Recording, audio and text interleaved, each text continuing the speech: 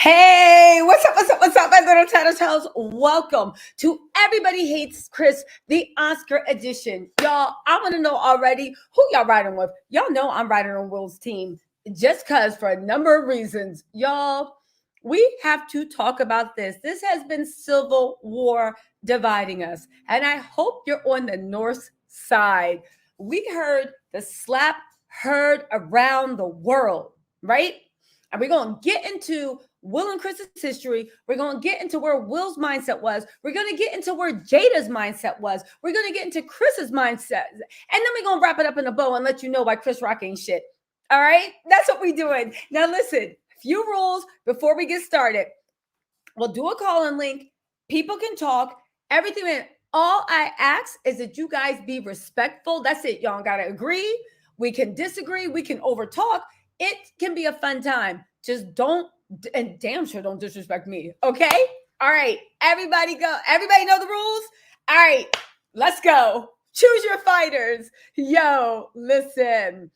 Well, I saw an interesting comment here, right? Listen. Somebody said Skeet should have been canceled immediately, joking about babies in that manner is gross. Let me tell y'all something, right? Y'all can sit there and act like that mess with that man carving her name on his chest and making jokes about babies is cool. You will never be around me and mine. I don't care. Everybody's trying to act like it's like whatever. Listen, I know how to deal with somebody that's trying to smack someone. Bob and weave. Chris been out of the hood a little bit too long. And by hood, I mean just anywhere, because it's not like I grew up in the hood, but shut up, right? He needs to learn to bob and weave. I don't know anywhere in America where you humiliate somebody's wife while they're sitting there and they get up to come talk to you and you somehow think that is cool, right? But somebody made, right? Listen, they didn't give Denzel the Oscar until training day. So Dr. Payne, listen, the funny thing is, I know all my Tauruses in the chat are like, this is a Taurus, right? And Taurus, Libras, of course, Will's a Libra. Who else? Scorpios. Well, Scorpios, you ain't gotta tell them. But there's certain signs that's like, listen, violence is never the answer. But sometimes it is. And this was one of those times. Listen, Carla said that's how he makes a living being comedic. So if we censor comedians now, everyone will be told what they can say and what they cannot say. Here's the thing I want to say about being a comedian, and I'm being serious, right? I talk a lot of trash about people. I like to think that I'm funny. If I sat there and literally humiliated you in front of millions on national TV and you came walking toward me, I wouldn't think we were friends. Here's the thing about the whole comedic thing. I want to say, for people to be like, well, what about the comedians? Why is everybody acting like being a comedian is protected under the Constitution? Listen, comedians tell jokes. Some people think they're funny. Some people don't.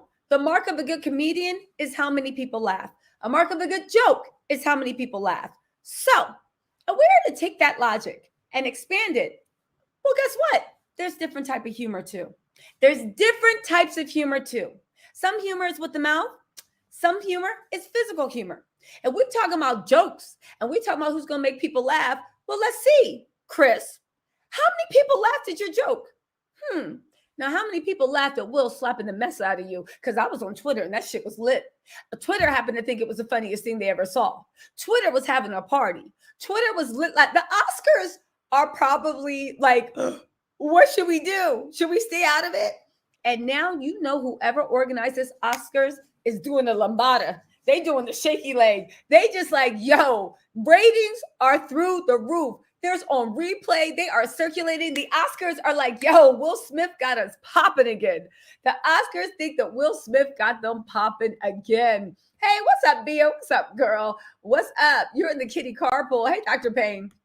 Again, let's do this. Nobody cares about Chris Rock, but I do want to say one thing. Chris Rock, actually, let's watch this video just for a second so I can let y'all know where we're at, touch on a few key things and a few key things, and then we go and talk about this, all right? So, here we go. Oh, wow. Proud, welcome back. Will Smith just smacked the shit out of me. ウィル・スミスにやられました。 Keep my wife's name out your fucking mouth. Wow, dude. Yeah. It was a G.I. Jane joke. Keep my wife's G.I. ジェーンのジョークだったん out で your す。 fucking mouth. I'm going to, okay? Peter. Okay. Oh, That was a they don't know. greatest night in the history of television. テ Okay. レビ史上最高の場面でしょうか。 So we are here to give a documentary out, to give an Oscar out. Let's look at this a little bit more. So, hold on, I was scrolling, right? So, you know, you guys were telling me I don't know how to pronounce alopecia. Yes, alopecia. I get it. Alopecia, whatever. It don't matter. Shut up. Y'all know what I'm saying. Let's first of all talk about this, right? Because before we get to the jokes and stuff, let's actually talk about where things were set, right? Everybody says, how can Chris Rock be expected to know? Let me tell y'all something. Chris Rock, first of all, knows. He made a documentary entitled Black Hair. Let's just go through the basics, right? Get a little serious. He made a documentary called Black Hair. Now, a lot of y'all haven't seen that documentary because I'm not going to lie, it's boring. It's boring. It's hard to watch, whatever. A lot of you guys think because it's Black Hair, it's actually in praise of Black women and the struggles we go through our hair and the way our identity, our shame, our humiliation, our pride, our womanhood is wrapped up in it through. It's another thing. I'm not going to get into systematic racism because y'all get it, right? That movie was not that. He may have basically made a 2-hour movie dragging Black women about how ridiculous we are and how pathetic we are and how weird we are. And the fact of our thing of we feel like we got to wear weaves. We feel like our hair got to be laid. He literally overlooks all the systematic things, cultural things, and learn things that is a complex mirage of things, right? And anybody that's not Black, you're welcome to join the conversation. I'm just trying, and it's super complex. So please don't make it seem like I'm giving you the complexity of everything, but I'm just letting you in on a little insight, right? It's very, very complex. Chris Rock has a Black wife, if they're still married, maybe they're divorced, Black daughters, where he literally talked about their hair, and when he made good hair. So you understand the complexities and a Black woman's identity are in their hair. Now, is our hair 100%? Nobody's hair is 100% of their identity, but there is a lot of trauma or a lot of pride or a lot of happiness revolving around that. It's a hotspot, right? Every ethnic group separated by gender has hotspots, just like there is certain hotspots with masculinity, certain hotspots with LGBTQ, certain hotspots. You know, there's certain hotspots with women, regardless of race, religion, color, creed, whatever. He knows that movie Good Hair, because it's called Good Hair, we think it's some type of socially conscious stuff. It's not socially conscious. Chris Rock, the jokes he made in the beginning of his career, they could not fly. The jokes he was making in 2016 could not fly. The jokes that he constantly makes at the expense of Black women could not fly, right? This is not even getting into personally what I think of him. I'm just talking about what the general public knows. Okay, so we got Chris Rock. You have knowledge. It is not implied. It is not constructed. You had knowledge so much so you made a movie mocking our struggles, right? Or what he looked at as our struggles. Fine. You got Jada Pinkett Smith. She has spoken multiple times about her hair issues, the way she has that autoimmune disorder that is causing her to go bald. Now, listen, I don't want to start any gossip because I don't know this to be a fact. But in my mind, I always said, is there something a little bit more going on with Jada? Is she a little bit more sick than she's telling us? In the fact that Willow also shaved her head bald. Now, that could be nothing. It could be nothing because Willow looks gorgeous with the bald head. But it gave me tease that like maybe you're showing solidarity with your mom that's actually going through something. But even if it was just a plain alopecia, right? And that's all she was going through. She has said that, and as a Black woman, I think this is something universal we can relate to. When our hair doesn't look to what we feel looks right, we don't even feel like going out the house. Now, I know this isn't for everybody, but I'm just saying as a general thing, I can usually bond with other women being like, girl, I ain't going out the house, you know, or when your hair is done, you're on fire. Now, this could be universal across all races. I don't know. I'm speaking as a Black woman. Now, so we got Chris Rock, and you know what you're doing, right? We got Jada, who's spoken.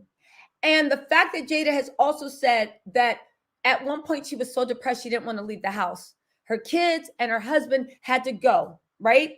It was a big night for Jada. If you guys don't know, Jada and Will talked about the fact that Jada gave up her career. So because y'all don't remember, when Jada and Will got together, Jada was the one that was popping. She was. Jada was, don't get me wrong, Will was popping too, but everybody got respect for him that he pulled Jada Pinkett Smith. In the Black community, Jada Pinkett Smith was the one that was popping.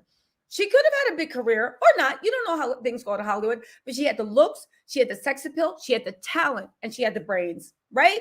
And she had the connection. She knew a lot of people. She was that girl, and Will Smith pulled that girl. Fine.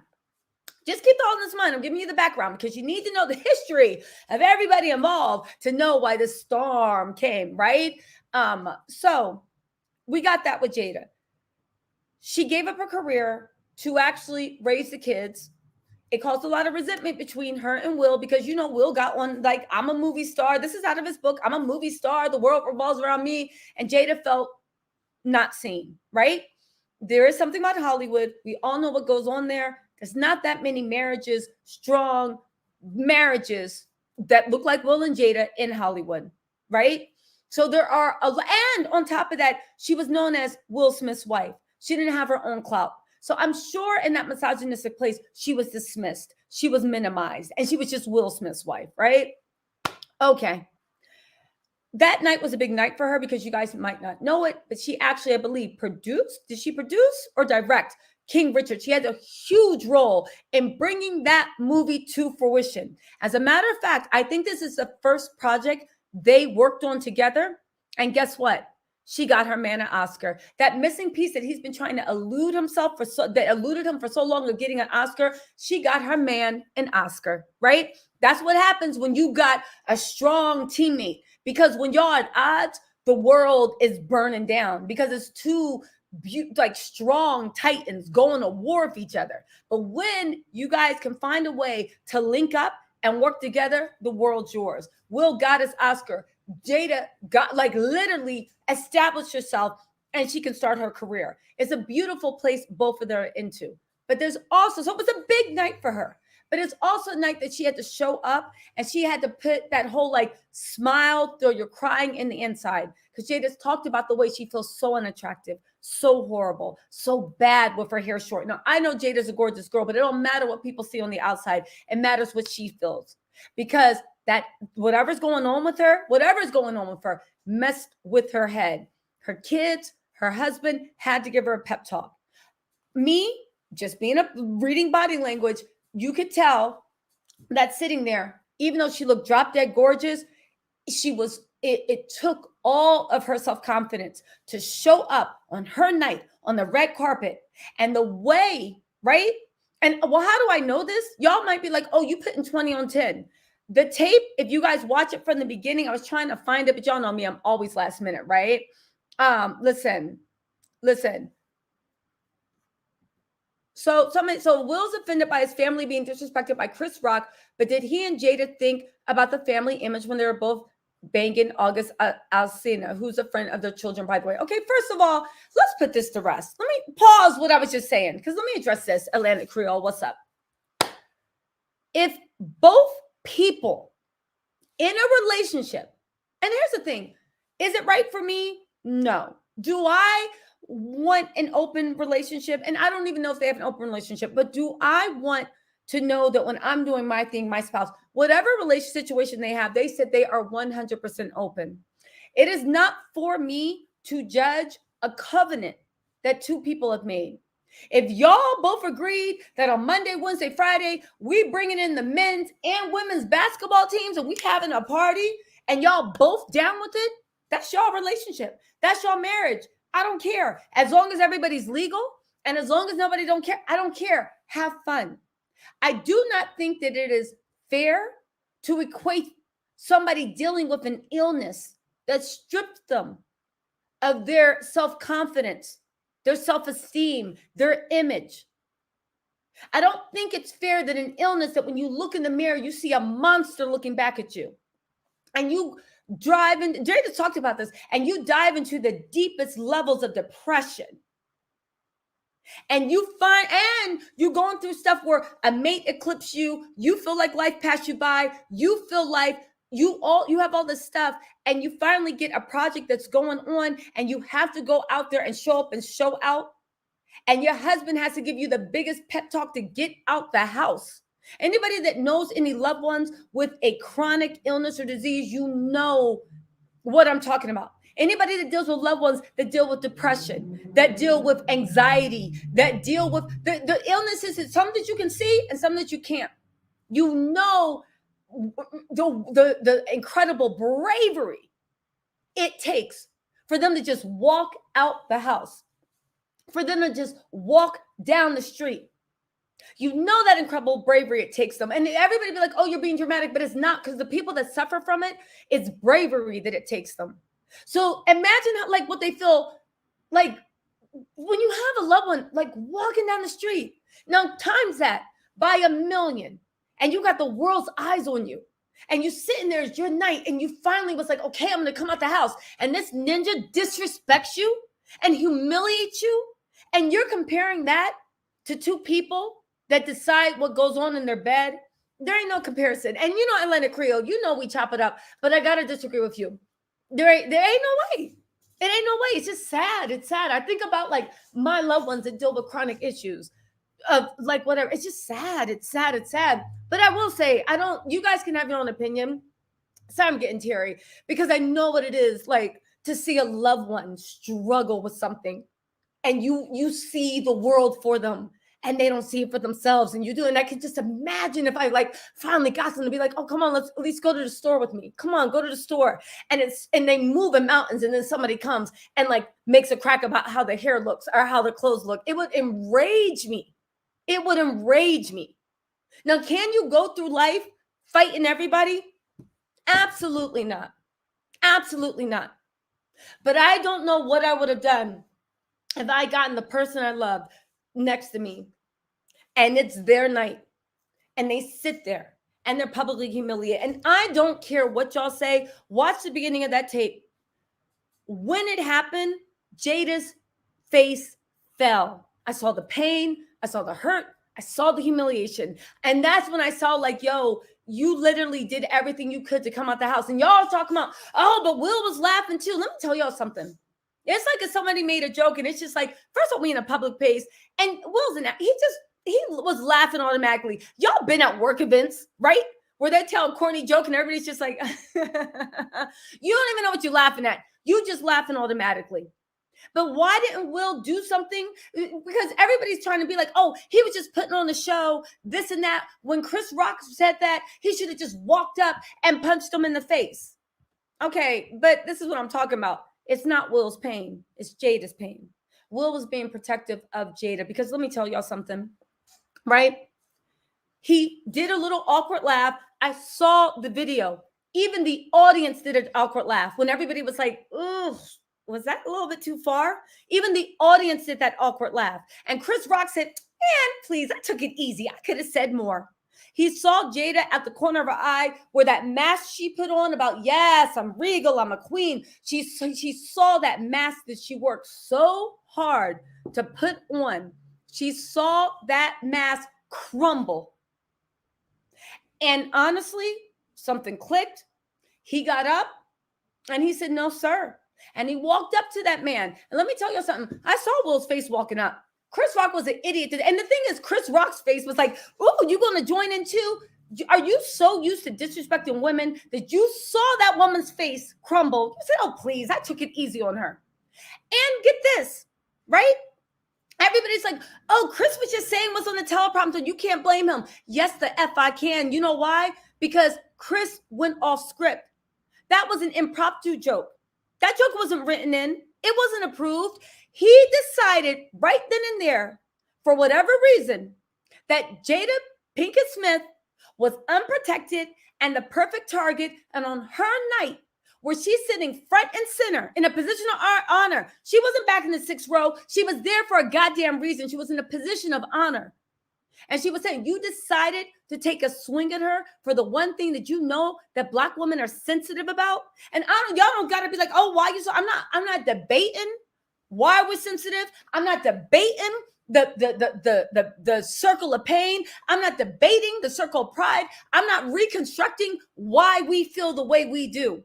Why is it that as Black women, we cannot just say, I feel this way because I do, and let's respect it. If somebody from a male says, listen, this is what it means to be a man, please don't do that because it emasculates me. I have to accept it. If somebody from the LBG community says, listen, I don't care if you think it's funny. We don't think it's funny. Don't say that dumb shit anymore. We have to listen. Why? 1, they're human beings. We need to respect everyone. 2, why, if somebody tells you this upsets me, do you feel like you have the right to be like, oh, it don't matter. Explain to me why it accepts you. I don't have to. Just do it. Somebody from the trans community, any community, we accept it, that there are limits and there are things that people are sensitive about that are low blows. But why is it that every single time Black women say, yo, that shit's hurtful, we're dismissed? We're literally, the fact that people are like, we've been told this is our, like, Black women are not a mystery, right? The people that Black women know, we're not a mystery. Women in general, yes, a mystery. But if a woman says that is a sensitive topic, do not do that. And a whole race, the fact that we're always talking about that's cultural appropriation with our hair and it's minimized. Why? Because we got to explain to you how our tears, our happiness, our laughter, our joy, our shame, the way we internalize racism, the way we fight racism is literally manifested. And those beautiful little straight backs that y'all want to post on Instagram, like y'all on the Bad B thing and the Kim K thing. We have to explain that. We have to explain. Again, it's almost like he looked, and he made a joke to Penelope Cruz, but in that joke to Penelope Cruz, he elevated her as the position of the wife. And, did it at the husband's expense, which is socially acceptable. But you saw Jada Pinkett, and you saw an easy laugh, and you saw a way to knock her down and humble her. And maybe you didn't mean to humble her, but the point is you just didn't care. And you went for an easy joke. I know. I'll make a joke about Black women's hair, and I'll make a joke about Black women being bald-headed, because every time they want to humble a Black woman, that's the first thing they do. Oh, is that all your hair? Oh, is that weave? Oh, this and that? Oh, you're just bald-headed. Every single time they want to anybody wants to humble a Black woman, first thing they go for is their hair. First thing they go for. It don't matter the complexion. First thing they do is their hair. And please don't hit me with, oh, but we do that to ourselves. Shut up. That's an internal conversation. We're not talking about internal mess right now. We're not talking about internal mess right now. Hey, Noel McDonald, welcome back to the Tattle Tells. We're not talking about internal mess right now. We are talking about an external conversation. Why is it as Black women, we are not allowed to have any boundaries? Why is it? And the fact that Chris Rock sat there and out of everybody in the room, he thought Jada Pinkett was the perfect one to take a low blow. And I'm actually very proud of Will Smith that he literally said, not the fuck today, not on me and mine. I know I made mistakes. I know we made mistakes. I know we go through stuff internally, but you're mine and I'm yours. And guess what? If anybody disrespects you while I'm sitting here, I got you. Now listen, should he have slapped him? I don't know. I wasn't in the situation.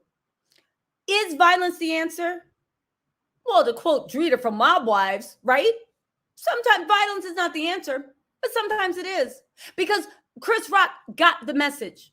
Years, a Black woman telling him in his comedy routines, the shit ain't funny. If you're saying racist joke, even the way, I'm not even going to bring race into it, but sometimes you have to. Even the way some comedians sit there, I'm going to sit there and drag about weave and this and that and blah, blah, blah, blah, blah, with Black women. That thing, Shaquanda, the way goddamn Michael Rappaport, right? The way Michael Rappaport sat on Watch What Happens Live and tried to play Kenya. And then when she got the best of him, literally tweeted a picture of a gorilla and said, this is Kenya Moore, before she puts her weave in or before she puts her makeup on. And everybody just let that slide. Why? Because it's easy, and you guys naturally think that Black women are unprotected. And I'm glad somebody, and I'm glad it was Will Smith, came and atoned and said, and I'm glad it's somebody that has a history of his watching his mother, if you read his book, being abused and feeling helpless to protect her. And then when he put his career in front of his family, he wasn't protecting his family, and it bought in, and all this complicated stuff happened. But at the end of the day, that moment was him literally breaking the cycle and say, you know what? He wasn't even thinking about winning that Oscar. He was thinking about finally, right? And then the thing is with Will, he always protected Jada, but Jada sometimes felt unprotected. But he finally protected her and gave her the love he wanted. She wanted in the way she wanted, in the way she deserved, and let everybody in that goddamn room know, don't you ever in your life think about it. Now, I also want to say this too. Will is a big guy. He trained with professional boxers, right? He trained with professional boxers. He trained on Ali. Will knows how to take somebody down. Chris Rock still is built like Mookie from New Jack City, right? He ain't gay. All he got was a better wardrobe. He's the same way. Will could have literally laid him out if he wanted. No, he sent him a message. Everybody in the community know what an open slap means. You ain't trying to hurt you. I'm just trying to let you know, don't you ever, never. Let's get into this. Dr. Payne Nestor said, speak a word, Tisa. That's right. Anybody, let me tell you something. Anybody that deals with anyone that has a disability, either external or internal, anyone that has a loved one that struggles with their self-image, you know that fight that you got to give them a big time and let them know you are worthy, you're beautiful, you're this, you're that, just please. And to go out into the world and see somebody strip that away for a goddamn laugh on national TV on your night. When I saw Jada's face fall, I know. That's when I realized all this thing of sitting so regal, right? That was all the front that Black women have to put on all the time. And again, maybe all women have to do it. I'm just speaking as a Black woman. If this resonates with you, please let it resonate with you. But I'm speaking from what I know, right? Sitting there, it all fell. And that's when I realized it was all bravado. You was just doing it because you had to. Because you had to. And the fact that you said, oh my God, he knew what he was doing. He knew what he was doing. And I'm glad he got, because Chris Rock has been playing in our faces as far as Black women's faces actually, but definitely Black women's faces for a while. Let me read some of these super chat. XQ, you said, I had family members suffer from illnesses that I would hurt someone for if they insulted. People act like there aren't consequences for your actions. You can say what you want, but be ready for unexpected responses. That's true. That's true. It is true. It's true. It's true. Let me tell y'all something. Listen, yes, you can be like, oh, Batista, you talk trash for a living. Listen, I'm not going after anybody's disability. And second of all, my man stays with a 3-piece security team around me, so I don't care. Y'all ever see me in Atlanta? Just know that the people sitting around me at the tables are security, and we good. Just know that. If you see 3 linebackers eating an old lady gang and table number 6, table number 4, and table number 8, and I'm sitting there eating by myself at table number 3, just know, just know, shit ain't sweet like that. Just know, I believe in Black women being protected, and I believe in being with people that believe Black women should be protected. But all that jokes aside, right?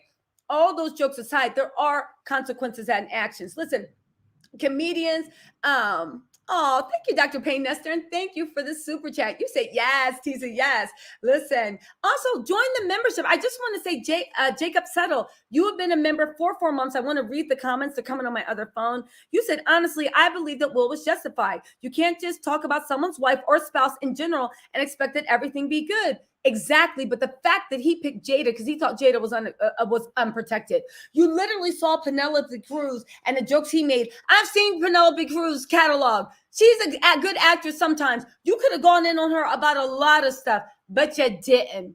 Why? Because you knew that she wasn't an easy target and you knew that they would have dragged you. But Jada, right there, Penelope was like in the nosebleed seats, right? Jada was front and center because it was her night. And that's the person, man, nope. Niecy Sanders also, welcome to the Tattle Tells. You guys, just let you know, I got to do a quick advertisement. Mama got bills to pay, right? Listen, this Friday, members only live. Well, is it this? No, it's next Friday. Sorry. We just had a phenomenal members only live. We have a members only live twice a month. You guys, right now we getting into our socially conscious bag, talking about things and woo, clapping up at Everybody Hates Chris Oscar edition. However, if you want to roll, if you want to laugh, if you want to have some fun, let me tell you, my members only live are lit. We are dragging, and you guys, y'all know I be coming with this tea. Listen, we got some good gossip. We talking wedding planning. We talking about people talking about, listen, it's going to be great. We talking about your favorite Bravo celebrities. And we are going to be roasting dragon. It's going to be a good time. Let me just check this. What my girl's saying. Listen.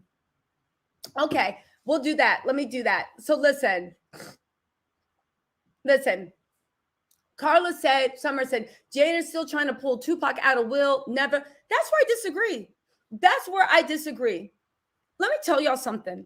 For a Black woman, right? Listen, for a Black woman to say she's protected, is my man walking around slapping people in the face for me? No, he'll hire people to do that. But the point of the matter is, you can be protected in many different ways. But what did you guys think that if he went home was going to happen with his kids and his wife? That you sit there and let my mom be publicly mocked and humiliated while the whole audience laughed at her, and you knew she took all her courage to come out, and this was her night. Like, where? I don't understand. Even the whole thing about, but comedians. Hey, Nisi, thank you so much for becoming thank you so much for becoming a member of the channel. You guys, we already got 5 people that signed up for memberships. Let's see if we can get to 15 by the end of the chat. Support Black women. Listen, support Black women. Oh, D Hall, thank you. Okay, now we got 6, so we only got 15 minus 6. Y'all know math wasn't my biggest thing. 9. We got 9 to go. Thank you, DD Hall, for becoming a member. Let's see if we get 9 more members before the live's over. It's only $4.99. You can cancel at any time. And if you like listening to audio, podcasts, whatever, y'all know I can talk. My lives are 2, 3, 4 hours. I will have you dying, hollering. We have great calling people exposing people. And it's not just like trash where people just be making up stuff. It's actually verifiable stuff. And then it's funny also, right? There we go. Loney said, Chris Rock has some sort of weird obsession with Black women's hair. I remember when he assumed Oprah had a weave in her hair and she let him pull it to prove that it was all hers. And he said he was impressed. Exactly. That's the thing I don't understand about y'all. Not y'all, but people be acting like you don't understand who these men are. They showed us the first time. I remember all the mess Chris Rock said. I remember watching Good Hair and being like, this fool. And I remember being to everybody like, did you see Good Hair? And they're like, oh yeah, Chris Rock. And I'm like, and as soon as they said it, and I said, you ain't watched that mess. Because Good Hair, everybody thought it was socially conscious. So nobody watched it, but everybody said they watched it. And I was one of the only people that watched it. And I was like, y'all, he was dragging us the whole movie. If you have a good thing to say about Good Hair, don't, because you didn't watch it. And that's cool. But I just didn't go. So let's get into this, right? Listen, exactly. Everyone is talking about the slap, but watch this acceptance speech and the crying and fumbling and mumbling. This is not about a bad joke. It is not. And the fact that everybody's overlooking, tell me how y'all think Will could have handled it. What are we supposed to do? Pull him aside quietly after his wife got publicly humiliated and on the biggest humiliation? Y'all can say how you want about Jada being bald. Jada feels some type of way about her illness and her sickness and what's going on. So what was he supposed to do? Quietly pull him aside and have a word? What was he supposed to do? Laugh along with it? What was he supposed to do? Walk on stage and be like, hey, well, guess what, Chris? Well, I can get into a war of words, but you know what they say, when you arguing with a fool, the person standing outside can't tell who's the fool, right? No. What do? You sent that message and you said, no, that's said. Am I condoning violence being the answer to everything? Am I condoning? Listen, if Will was a person that had a history of violence, and Will was a person coming out shooting up the club every day, that's a different story. People with patterns and this and that. But also, I do want to say, and we're about to get into this gossip, there is history behind Will, and Will went on stage crying and fumbling and mumbling and explained. He explained why he did this. He explained why he did it. And I said, good enough and good for you. And all these other, and let me tell y'all something. all these other incels that are on YouTube and in these Twitter streets, dragging women, making fun of women, being whatever, yes, you need to give them in a master class into how to be a man and protect your woman. Does that end in violence? No. But what I am saying is we need to accept that the playing field is set the way it is. See, here's the thing, right? I believe that in life, and this is what I honestly believe, there's a time for everyone. Do you want to be a philosopher king, or do we need a goddamn dictator that got their finger on the Twitter, right? Got their finger on the trigger. Let me tell y'all something. We need to understand situational appropriateness. There's times for philosophers. There are times for religious men. There are times religious people. There are times for empathetic people. And then there's time you need to send in your shooters to shake that mess up and let them know, right? That's how war goes. You don't send when you're going to war with another thing or when somebody is encroaching on your sovereign country's right. You don't sit there and send, why don't we send the philosophers? Send the philosophers. Why? So they can get chewed up and spit back? No, baby, it's war. You literally did an act of aggression. And for those that are outside the community, you might not realize how deep an aggression is. And sadly enough, for some people that are in the community, you men might not realize how deep that aggression went. But it's almost like, yeah, there was aggression. This ain't the time to be a philosopher king. This isn't a time. You don't send a goddamn diplomat onto the battlefield, just like you don't send a warrior into the diplomatic thing. You don't. It's different situationals. I am saying that there is an offense that is happening to all women. All women. And it is weird. It is frightening. It is misogynistic. And it is dangerous. And all women are being assaulted by it. This ain't the time. Sometimes, yes, have a talk about it. But sometimes some mess needs to be knocked out of your head. And it got knocked out of Chris Rock's head. Again, he explained why he did it, right? Had he just like, boom, and then he apologized to who he needed to apologize to. But I admire the fact that he was like, no, I do not apologize to Chris. But he still explained why he did it. And when I heard that explanation, I said, this tracks. This tracks from what we know of you. This tracks from what we've seen of you. This tracks from what you've done and how you've treated people. This tracks. And again, I don't got a problem being a bad guy, and I'm not going to walk this PC correct thing. I applaud for what he did to threw over that love shield, that love protection shield that he threw over his woman, and I applaud him for it. I applaud him for it. Again, can he walk through life slapping it? No. But in that moment, for whatever reason, he did what he had to do. And I bet you one thing, I bet you next time Chris Rock decides to sit there and talk shit about a black woman, he's going to at least look to see who's sitting by her. I don't care. Listen. Again, silly people make silly problems. Listen, again, let me tell you something. Will could have addressed it and educated him during his acceptance speech. I can't believe you're promoting violence. I'm not promoting violence. Let me tell y'all something. Are parents saying they need to spank their kid? Again, I saw a tweet on Twitter that said, how are y'all pro-war but anti-slap? Chris Rock has been educated over and over and over again by black women. Over and over and over. Why are y'all acting like, Tia, I don't know if you're a man or woman. Why are y'all acting like Chris ain't know it wasn't cool? Why are y'all acting like Chris didn't know what he was doing? Why are you acting like, teach him what? How are you going to teach somebody that already knows? That's like saying you come in for your mama tells you to be home. And no, I don't believe in hitting kids, but I'm just using this example. Your mom tells you to come in the house at 8:00 every single day. And every single day, she educates you about how it hurts when you say this. It hurts when you say that. It hurts when you say this. How long before the education, they ain't trying to hear what you're trying to say? And you also forget that Chris Rock and Will Smith have a history. He knows this man. He knows.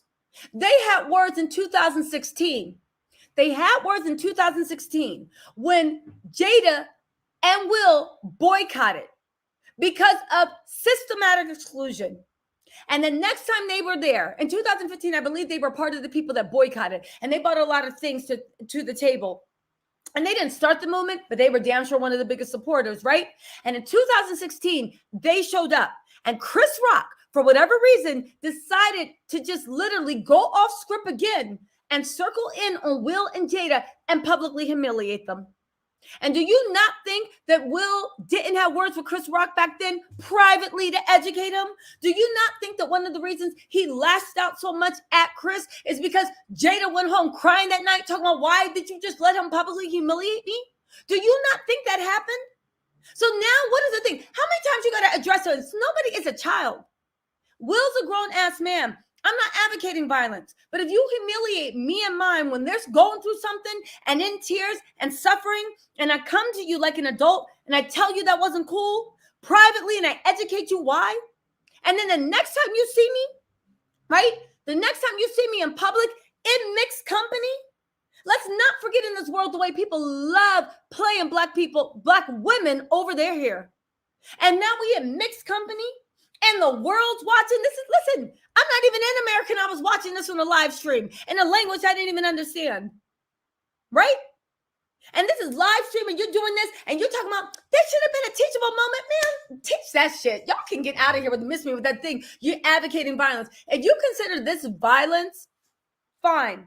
But I will say, and I say this all the time, just because you sitting there laughing, ha-ha, just because you sitting there saying in the calm thing, I understand all types of violence. I understand psychological violence. I understand emotional violence, and I understand physical violence. And I understand psychological warfare, physical warfare, and emotional warfare. I do. So when you are, and I understand aggression, and it makes me so frustrated that some of y'all sit here and try to play stupid and act like, and this is a way, honestly, a lot of us are gaslit, right? Because somebody will come in and be like, oh, and try to touch your hair. Or you come with your natural hair out and they're like, is that a weave? Why? Why? And again, they're not innocent questions because there is psychological violence in there. There is emotional violence. And I'm sick of people only recognizing physical violence. Am I advocating for physical violence? I am not. It is irresponsible for you to say that. And it is your opinion. Thank you for stating it respectfully. But I'm sick of people acting like there's only one type of violence. I'm sick of it. I'm sick of it. And again, you can play someone, you can push somebody to their limit. I understand that. But with the Will and Jada and Chris Rock shit, there's history behind it. There's history. And it's not no Mickey Mouse history. And Chris Rock delighted. Tell me why. When they had words last time, and when Jada was so hurt, and Chris knew that, why did he decide to go off? Those jokes were already pre-written. The jokes with Jada were not written in. They weren't on the teleprompter. That was Chris deciding, you know what? I got something. Ooh, Jada. And then when you saw that woman's face fall, instead of trying to do something to lift her up, right? Because ain't too many Black women that's been in the position Jada's been sitting there literally as a director of a movie that is going to win an Oscar, or you got your husband, helped him alley-oop and finally got him his life dream. There's not too many women sitting in that position of power that look like me, that look like Jada, that look like you, your mom, whoever. And you sit there and you do that. And even when the audience had that, like, even the audience was like, what the hell? The audience was uncomfortable because they even was like, oh, this is crossing a line. You literally, would you have felt a certain type of way if Jada had cancer? I don't even want to say that, knock on wood. But you felt that type of way if Jada had some chronic illness? Would you have? Would you? If she was like Chadwick, would you have been like, oh, okay, well, you're justified? Just hold Jada to get some type of respect and protection. She got to be what? Laid out about to pass away? Because that's what happens with Black women, right? We get our flowers when we pass. Never once. There's always some stories about like, damn, you know, she was a real one, right? She was a real one. What about when you were there? Anyway, let me just get on. But anyway, listen. Of course, Chris's butt had a crush on Jada. Jada was that girl when she was on and popping. Everybody had a crush on. I remember my older cousins. Everybody had a crush on Jada Pinkett Smith. Girls wanted to look like her. Guys wanted to get with her. Chris still mad that Rihanna wouldn't give him any play because he tried to kick to Rihanna. And Rihanna hit him with the, that Rihanna meme when the window's going up and she's like, getting paid on. Listen, I'm just saying. Listen, I like them both. They made a mistake. I hope they both learn from this unfortunate moment. Okay, Miss D, maybe, but I'll say this. Chris keeps making that mistake over and over and over. This is the first time Will lays his hands on somebody, right? To protect his wife who's going through something. I'm not mad at it. Chris been making this mistake for the last 15 years. He's been making this mistake for the last 15 years. And let me tell y'all something. If we can drag Dave Chappelle for him making fun of a marginalized minority that deserves protection, and the way they tried to cancel Dave Chappelle because he was making those jokes, then why the F can't somebody literally get canceled for literally destroying us and dragging us and talking mess about us? Where's our protection? What, we don't got any feelings? We're always the magical ninjas that come and soothe everybody, that work, bring the table, soothe everyone, raise a man, raise the kids, the way like ancient ends would be like, well, why? I got to take care of you. My mom took care of 6 kids with no help and went to work and worked 2 jobs. And that's what you want. You think that's a victory story? Congratulations that your mom didn't break, but that's right, because your mom didn't have that option. Because she knew if she broke, the kids would be in foster care and everybody would be like, well, maybe it's a teachable lesson, right? Listen, exactly. Good hair. Chris called it relaxed or creamy crack. Chris dragged us in good hair. And you can listen to his comedy routines, the way he drags Black women. And the funny thing is, it's funny, right?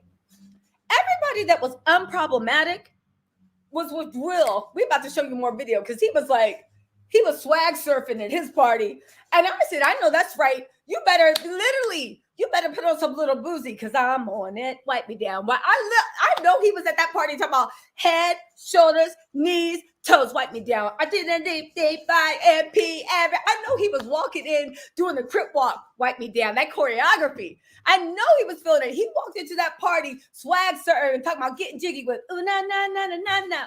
Woo! He was doing the damn thing, having the best night of his life. And you know who was right there doing it with him?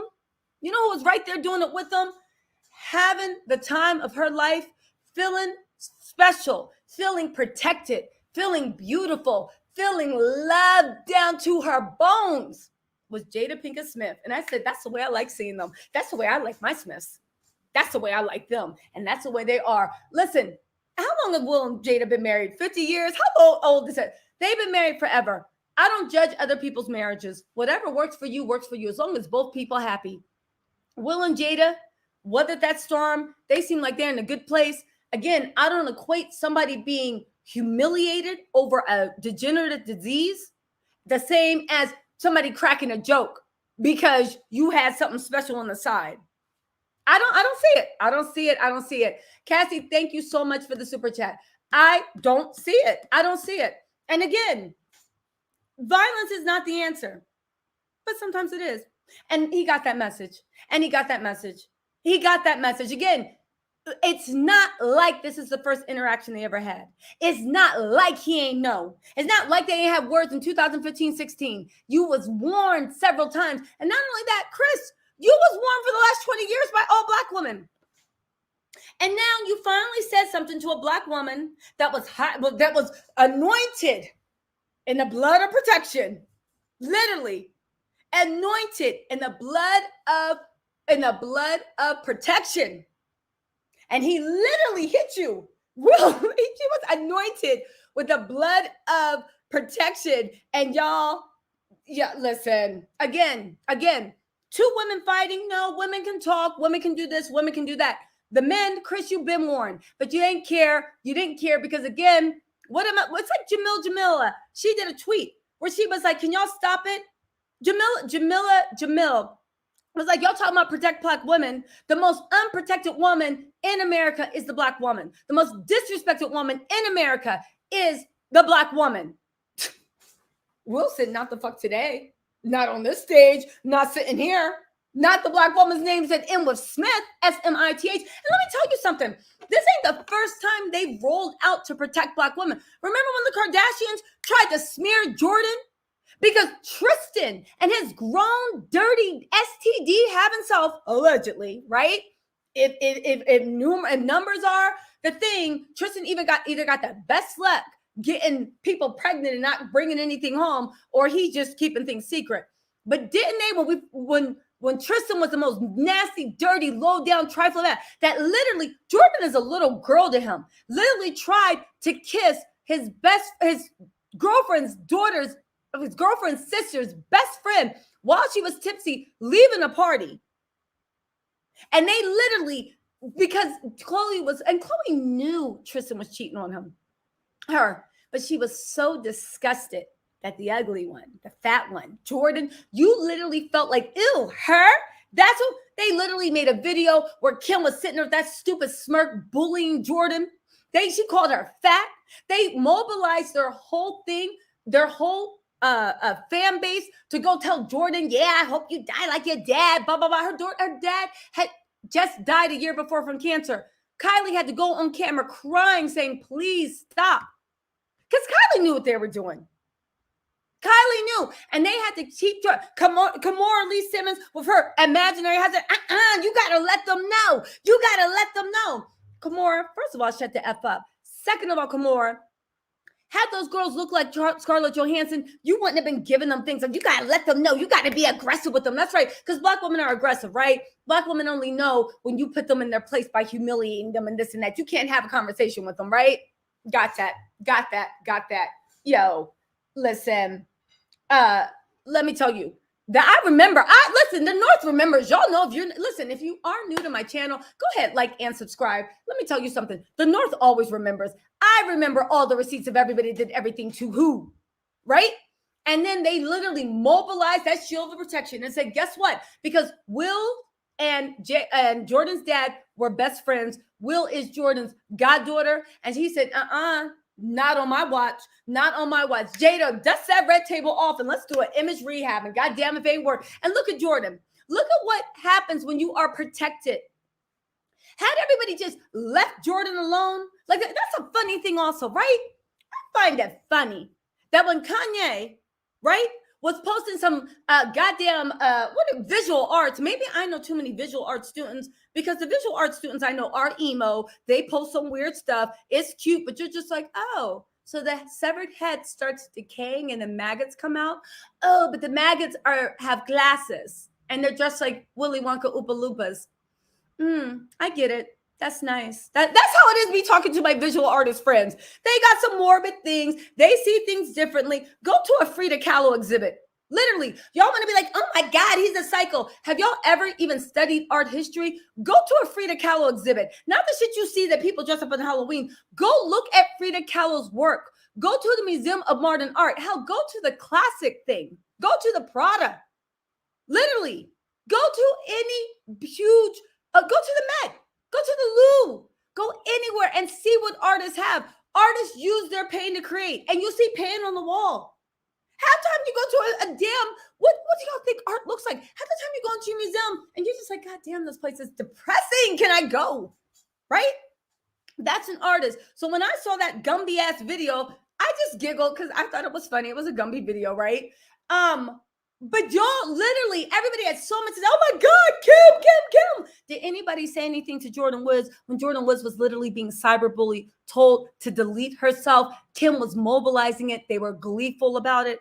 She was calling, and Chloe was over there calling somebody fat and ugly and ooh, and I don't believe that. Y'all don't remember that? Because the North remembers. I remember. Where was Chris Rock then? When was D.L. Hewley then? Right? Remember when scientists literally said, right?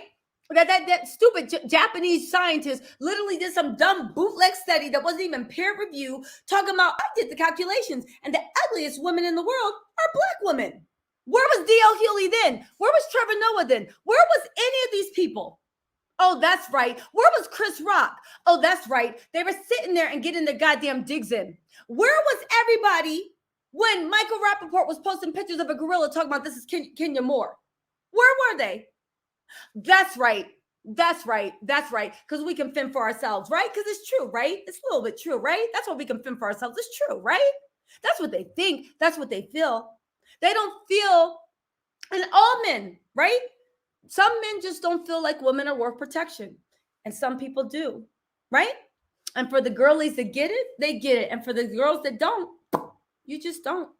I stand this down. Listen, thank you, Rasheen Washington, for the thing. Preach on and speak the truth. I'm just saying, where were they? The fact that nobody ever asks questions. Where are y'all when we're being dragged through the mud? Where were they when the Supreme Court justice was being dragged through the mud? You don't want to speak of celebrity shit? Trevor, can you say something? Well, Trevor did say something about the Supreme Court justice. Okay, fine. We'll leave you off the table. D.L. Hughley, do you care to talk about the Supreme Court nominee that can literally change? You care to talk about that? D.L. Hughley, do you have something to say about that? Can you speak on it? When Michelle Obama was being called an orangutan and they were posting me, do you care to speak about that? No. What? Oh, that's right. That's right. So if you can't do that then, and we told y'all a million times, don't be surprised when someone that do ride for us, that somebody that do protect us, when somebody that does know and was raised right, don't be surprised when they walk up on you and smack the mess. And if you think that's promoting violence, and goddamn, okay, you might as well. I'm not just a member. I'm the goddamn president. If that's what you think is promoting violence, if literally, then I'm not just a member. I'm the goddamn president. And that's right. And just know, am I going to fight? No. But just know that I'm anointed and I'm blessed. And anybody in my crew and anybody and any woman around me that I love, the umbrella that I have extends to them too. Not because I'm special, but just because, again, there are men that were raised right. There's lots of them. Uncles, cousins, brothers. I know a lot of them. There are men that are raised right, a lot of them. We're talking about the bad apples. We're talking about the Chris Rocks. It's just like, oh, well, maybe it could have been a teaching experience. How? Because why? Our voices don't. We've been teaching you for the last 20 years. I bet you now. I bet you your ass learned today.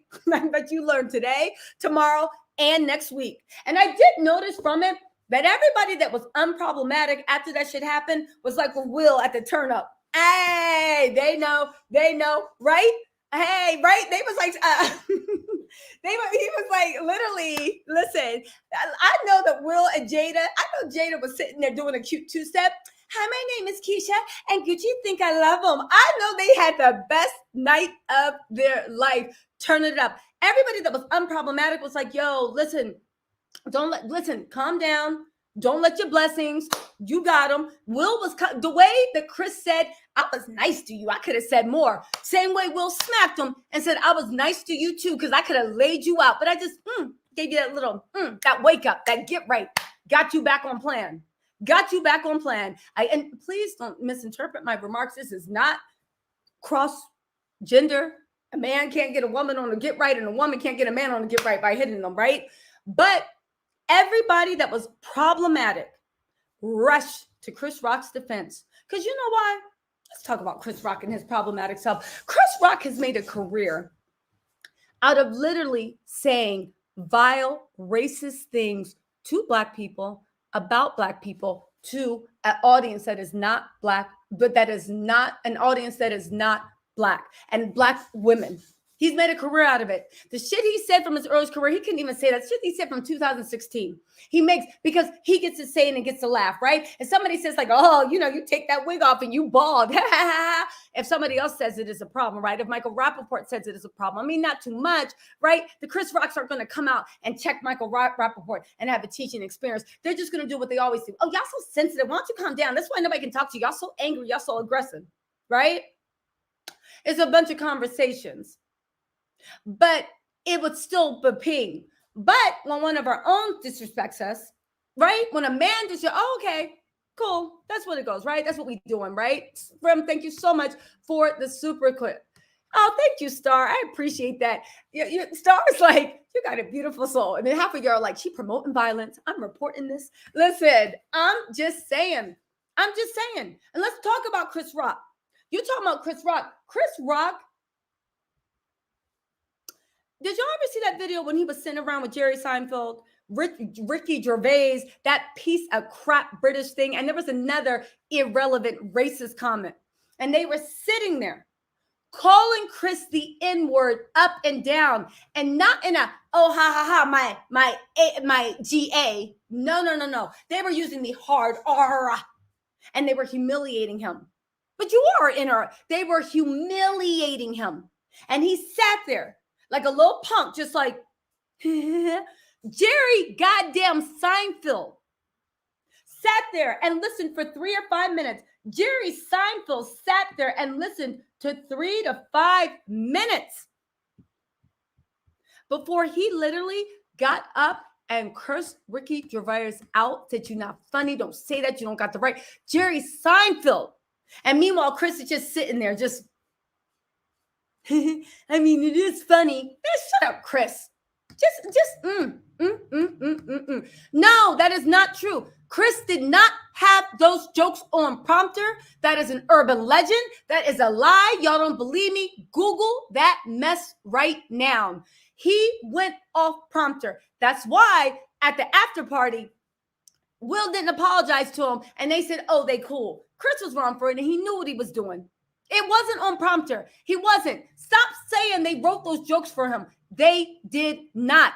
He decided to do it when he looked at Will and Jada, because he got some weird beef with Will and Jada. But guess what? Eleonora said, speak the truth right there. Thank you, Eleonora. I am brave. Thank you so much for the super chat and to listen. Who said this? Rose said, how come you don't have this outcry for Kevin Samuels? I don't have this outcry for Kevin Samuels because Kevin Samuels is fucking relevant. Why are we talking about Kevin Samuels? You know he's on YouTube. All you got to do is stop watching him. He goes away.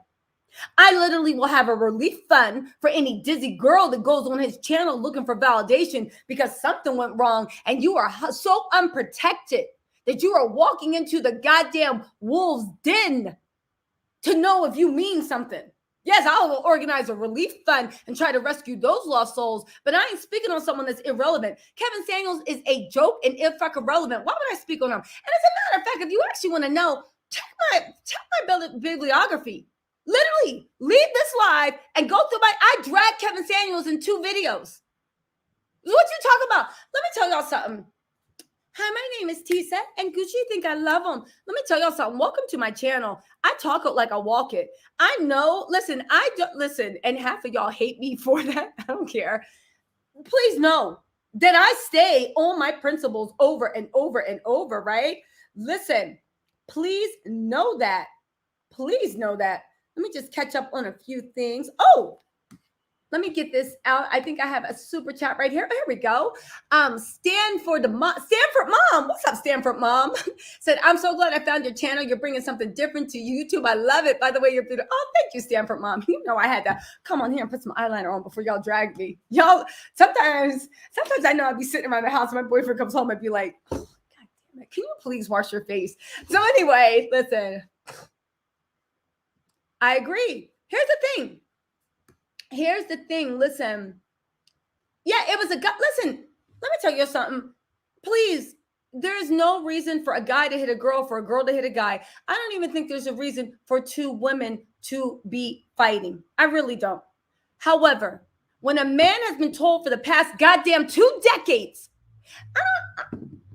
if you want people to respect you, it's like you try soft diplomacy. Hi.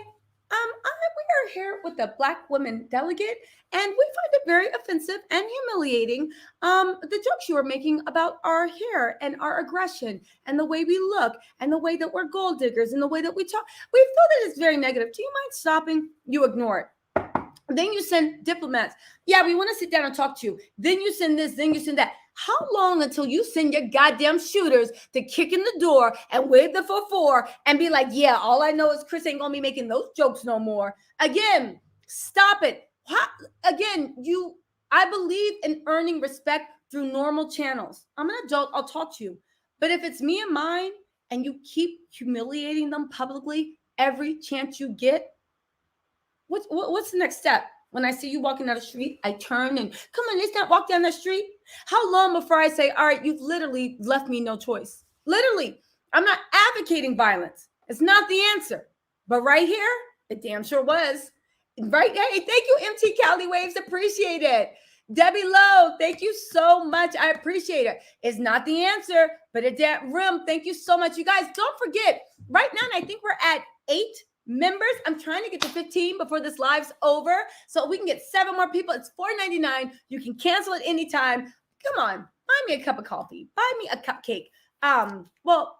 Skip your cup of coffee. Skip your cupcake.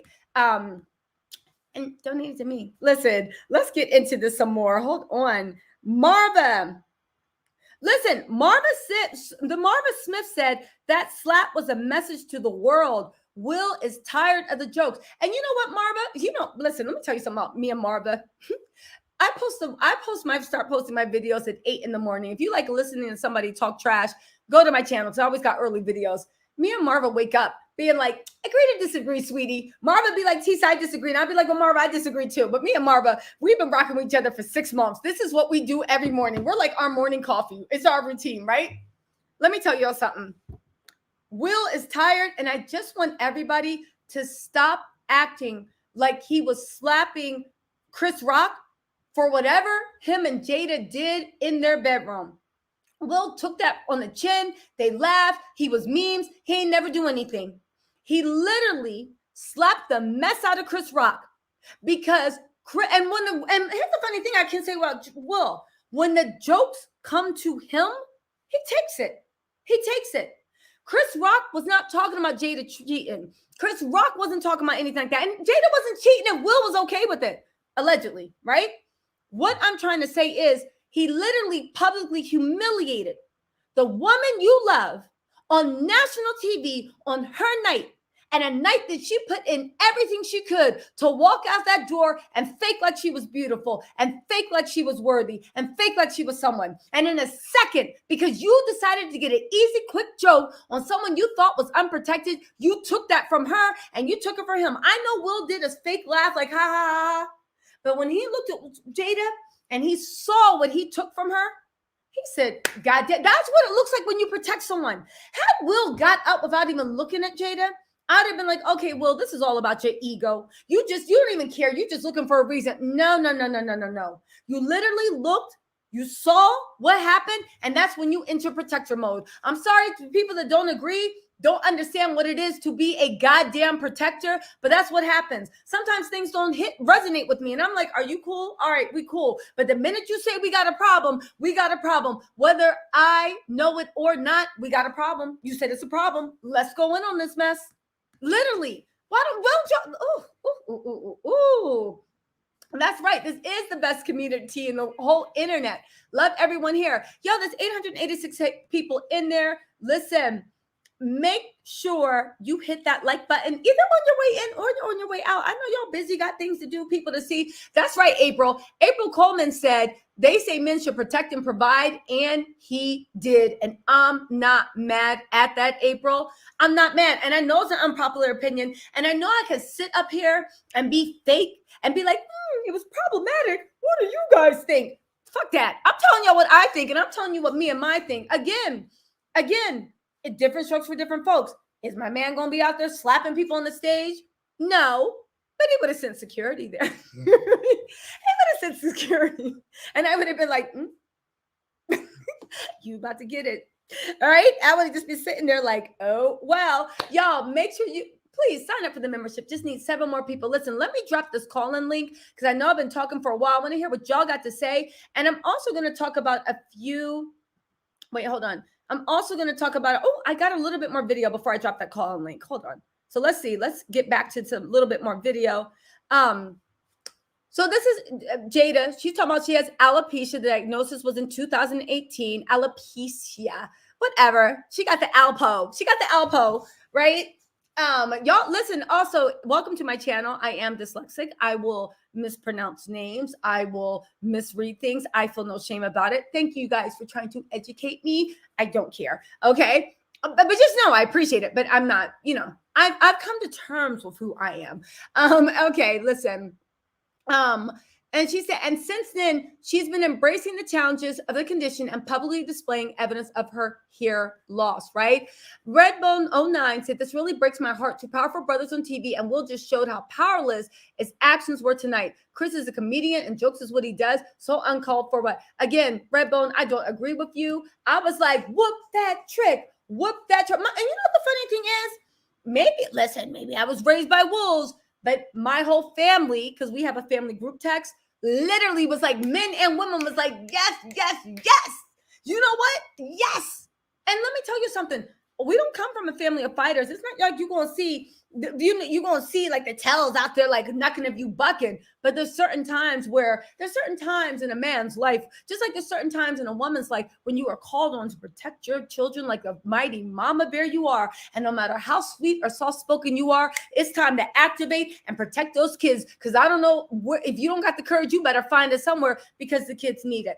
There comes a time in every man's life when you got to activate too. Do you know what I'm saying? When you know what I'm saying, let me just read this. What else is going on? Listen, exactly.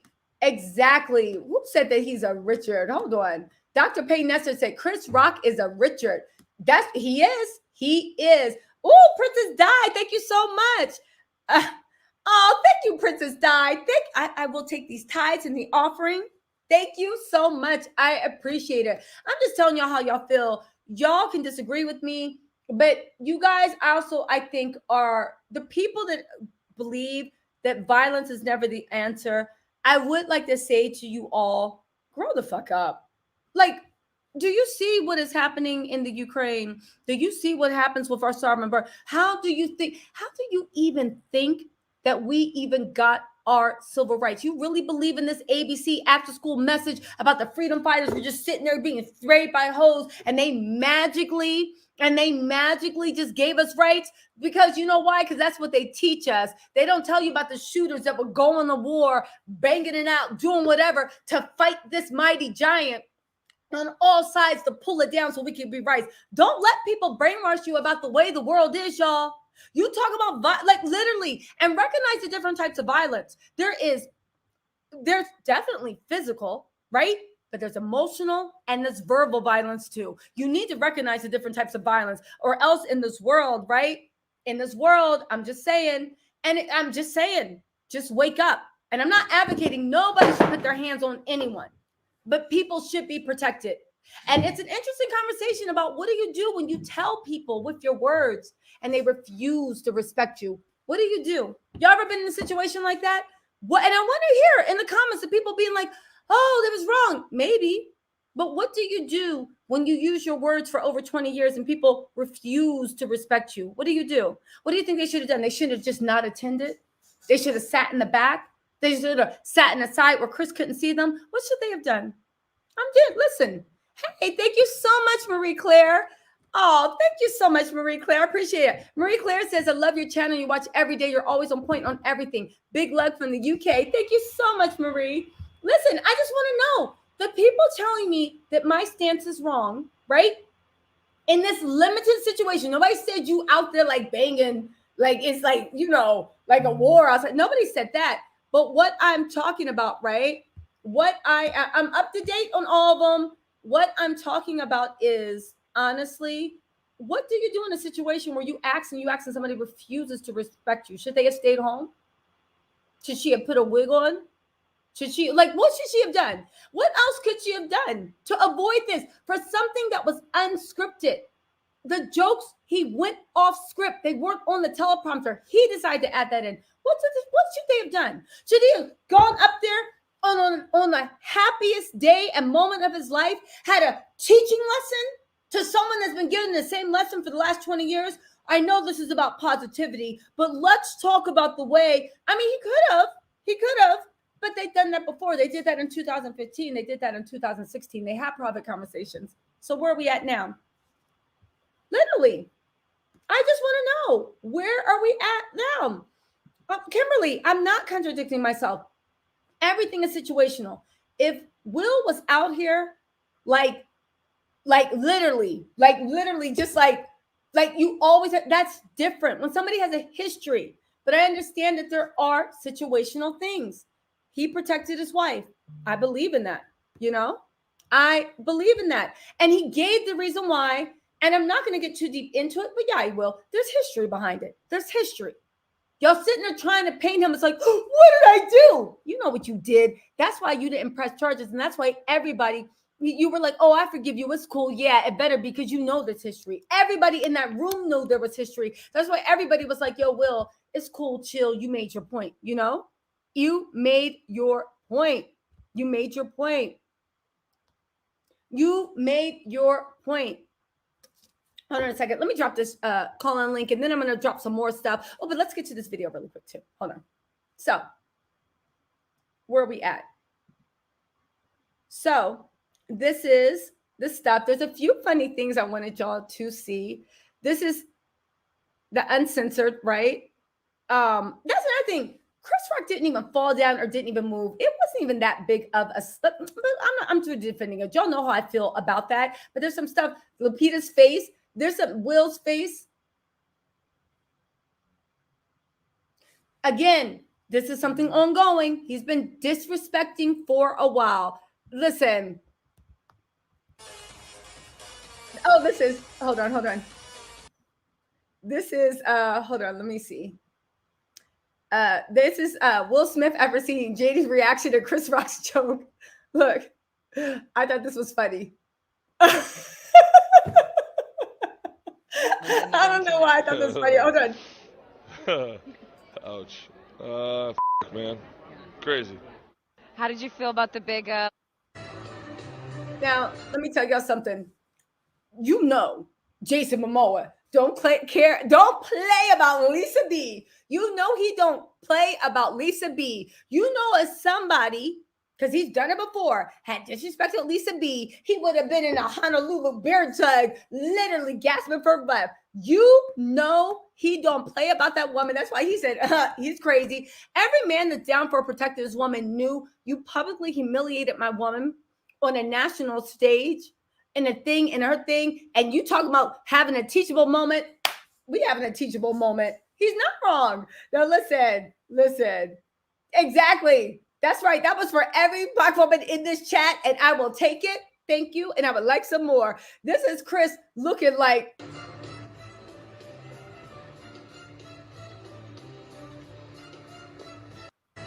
That's right. Looking for somebody to care. You knew what you did. You knew what you did, and he wasn't hurt, y'all. It's not bruises. Some acting like Will took him down to crazy town. Tonight, Javier Bardem and his wife are both nominated. Now, if she loses, he can't win. He is proud. Now, look at the joke he told Penelope Cruz back in the nosebleed seats. That lets you know how important she is right now, right? This hierarchy in Hollywood where you sit. It's a joke that elevated her. If she wins, he can't win. He can't win. And they're laughing. And then look at this mess. Saying that Will Smith wins, like, please, Lord. Jada, I love you. G.I. Jane 2, can't wait to see it. All right? Look at this face. Look at this face. Listen. I listen. Yes, I do know body language, but we all know that face of humiliation. And then look at this fool. I'm repentant. That was a nice one. Okay. That was a nice one. He went off script. Jada, because here's another thing also. You realize that when they tell jokes about people at these award shows, they tell them about celebrities, but they're not the celebrities being honored that night. There's just celebrities around the room. He decided to literally go up, right? I am, girl. Thank you for looking out. Also, you guys, join the membership. And also, a lot of you guys have been asking me how to get, this is a side note, how to get involved in YouTube. I'm actually doing a series where I'm going to have people that either have successful YouTube channels and are women, or they help other people with successful YouTube channels and they're starting off their own, to let you know the basics about lighting, this, that. Anyway, it's going to be good. Just be on the lookout. Turn notifications on and subscribe. But I am going to start a series for a free series about how to get into YouTube. But let's get back into this. the politics, right? And I have a special guest. You're going to love the first one. I'll make an announcement. Anyway, listen. The jokes are for the people that aren't being honored, because you don't want for someone being honored that night to be humiliated, to feel some type of way, to be in a bad mood. The fact that you literally broke goddamn protocol, and you went right there, and out of everyone, you talk about Jada, G.I. Jane, and you saw Jada's face. And that's why Will was like, saw that hurt and was like, mm-mm. And then after you saw that hurt, instead of just being like, no, but you look nothing, he had the biggest belly ache and laugh because you went for the cheap seats, because you could be mean to somebody that you thought was unprotected, but you thought again. Listen, Agnes, I agree with you. It's not okay to put your hands on someone. That's not what I'm saying. I'm saying it's also not okay to publicly humiliate and bash and torment and hurt a Black woman and hit her in her soul on national TV. That's unacceptable. And Agnes, I would say this question to you and to everyone else. Black women have been talking to Chris Rock about this for 20 years. Will and Jada had it out with him privately in 2015 and 2016. He knows, and the fact that he even went off script to go up because he humiliated them in 2016. They had talks. They thought they smoothed up. He came back and did the same thing. And this time about the hair, he did the movie Good Hair. He has a black wife, black hair. He knows what it means. So my question to you is not what's acceptable. I want someone to give me an actual solution. What else could they have done? That's what I'm asking. What else did they listen? What else? Listen, Kimberly, I'm asking for you guys for solutions. What is the solution? See, here's the thing. In this world, in my opinion, right? And I respect you guys' opinion, right? I'm being respectful. It's not enough to say what is unacceptable. Tell me where the alternative is. I'm looking for solutions. I genuinely am. I'm not trying to like play anyone. Where's the solution? When someone continuously, literally, where is the solution? Where's the solution? Kimberly said, okay, I'll try to think of one. No, I mean, seriously, just let me know. And you guys can jump in. What could they have done better to make him finally respect her? What could the Black woman for 20 years has been screaming about Chris Rock and D.L. Hughley? If y'all talking about y'all stumble for D.L. Hughley, did you see what D.L. Hughley said about Kim? It's not the fact that I can't stand Kim. It's the fact that I can't stand D.L. Hughley. I know what D.L. Hughley said in his book, his art. He can't stand Black women. We're rude, we're loud, we're aggressive. You know, it's like, it's not that I hate them. I just don't like, literally. The fact that the people that we choose to elevate, man, bump that. Listen. Hold on. Listen. Again, Carla, let's not talk about that. But one thing I don't like doing on my channel is false equivalencies. You cannot compare an incel that has done that to schools and post offices to someone that walked up and gave somebody a slap. I understand, but you guys can't confuse. There's no false equivalency. Punching somebody in the face is not the same as taking a thing. He actually did an open hand slap. So let's just make it equivocal. We can't yes, I know. Equivocal. You know, let's just skip that word. Let's not have false equivalence. It's not the same. It's not. And there's no way, Carla, that your example actually holds water, right? It's not. Lovely Locks, thank you for saying that. Will Smith has slapped a white reporter. This ain't the first time. Yeah, but Lovely Locks, listen, I don't want to turn this into the Will Defense Hour, but I will, because y'all trying it. Lovely Locks, don't start in the middle of the story, start in the beginning. That reporter came up and sexually assaulted him. He came and grabbed him and grabbed his head and forcibly kissed him on the lips and felt him up. The video's out there. So now we're equating a person walking up to you and forcibly grabbing your head and forcing you to kiss them while filling you up, while you're on the red carpet And now Will ain't have the right to use his hands. Why would you even bring that up, lovely locks? Why would you bring that up? This is what you talk about? All right, girl, whatever, right? Listen. Exactly. Again, y'all keep saying that's unacceptable. Okay, so tell me how to change the world. What is acceptable? Again, what is acceptable? And I'm not advocating this is the solution all the time. I'm saying that in this narrow confine, for this time, I thought it was an appropriate reaction. This is not a general reaction.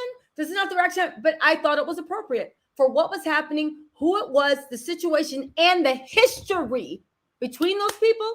I thought it was an appropriate reaction. I did. Listen, again, and again, the people that saying that like, the people that are saying, oh, we'll hit a white reporter. Okay, the white reporter sexually assaulted him on a red carpet and he slapped the guy.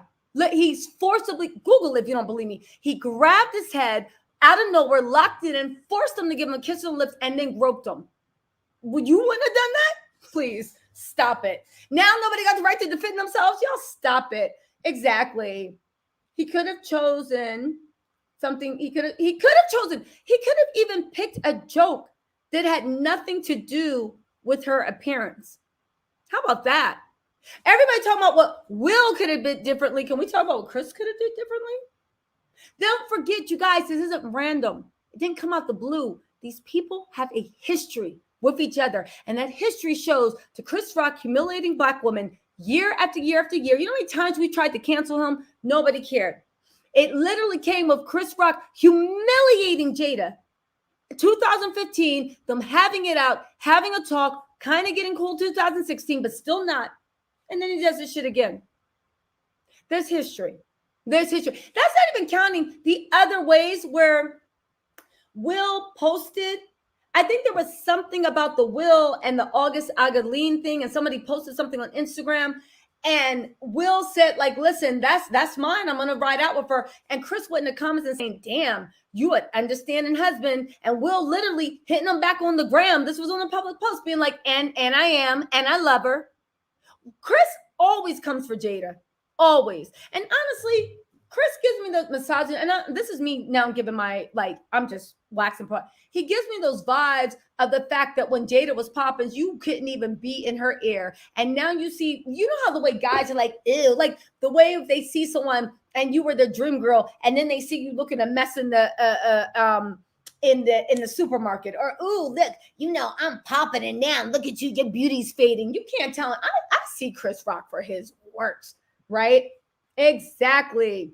Listen, but here's the thing. Bossy Don Diva, maybe they are, but I also want to say, let's separate the jokes about what they do in their bed between the jokes about Chris and his wife's illness. They're two different things. Will took every joke, every meme, Will got dragged last year for that interview, and he took it. And he took it fine. And he laughed about it. He started his Instagram. You know, he took it like a champ. So did Jada. This wasn't about what they do. And it's like, and we keep convoluting. Oh, he was mad. No, he wasn't. He was mad that somebody humiliated his wife. That was the borderline. And you know how it is when you put somebody over the borderline. True, they might have been in a bad mood, and you got the bull's horns, but that's what happened. Let's take a few more looks, right? I'm out here. Richard. Oh, wow. Will Smith. Okay, so hold on. We got some more. I got some more clips to show you, and we're gonna drop the call-in link too. Hold on. Y'all know I'm trying to like step my game up on YouTube. What happened? That this year was going to be the most. Did not know that this year was going to be the most exciting Oscars ever. Okay, Will and Chris, we're going to solve that like family at the gold party. Okay, but right now we're moving on with love. Everybody make some noise.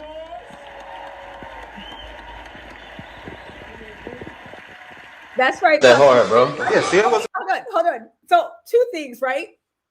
What is it about Sean Combs that everything that Sean Cove is our who is it? Oscar Wilde or Quixote?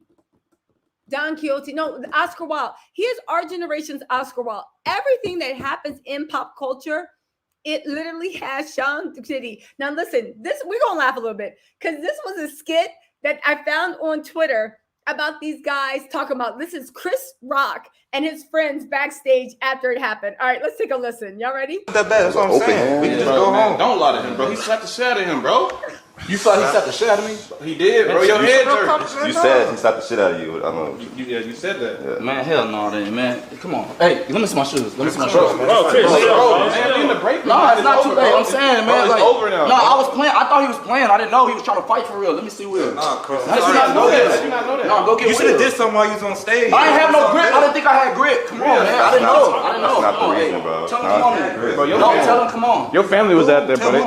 I know. That's what I'm saying. My kid's not. No, my kid's not finna disrespect me now, bro. You're not gonna get no more serious roles in your movies, bro. Nobody's gonna see that. Hey, stop playing. Go get Will right now. Go get Will. He's not Go get here. Will, man. No, that's on the Oscars. That's love. Will!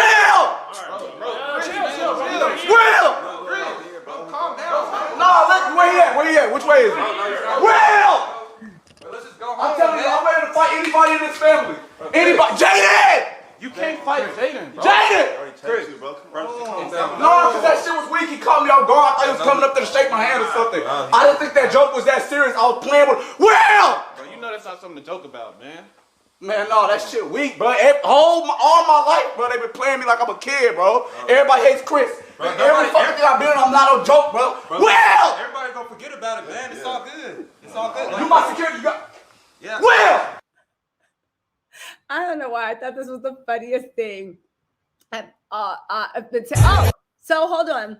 I'm gonna have to mute this for a second. This was Will when he walked into the Oscar party. Which was this was him.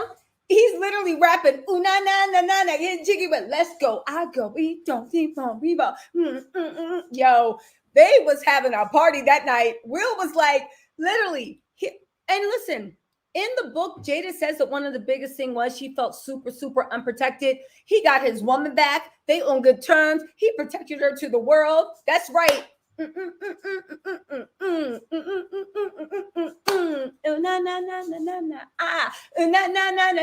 Woo! He is feeling himself.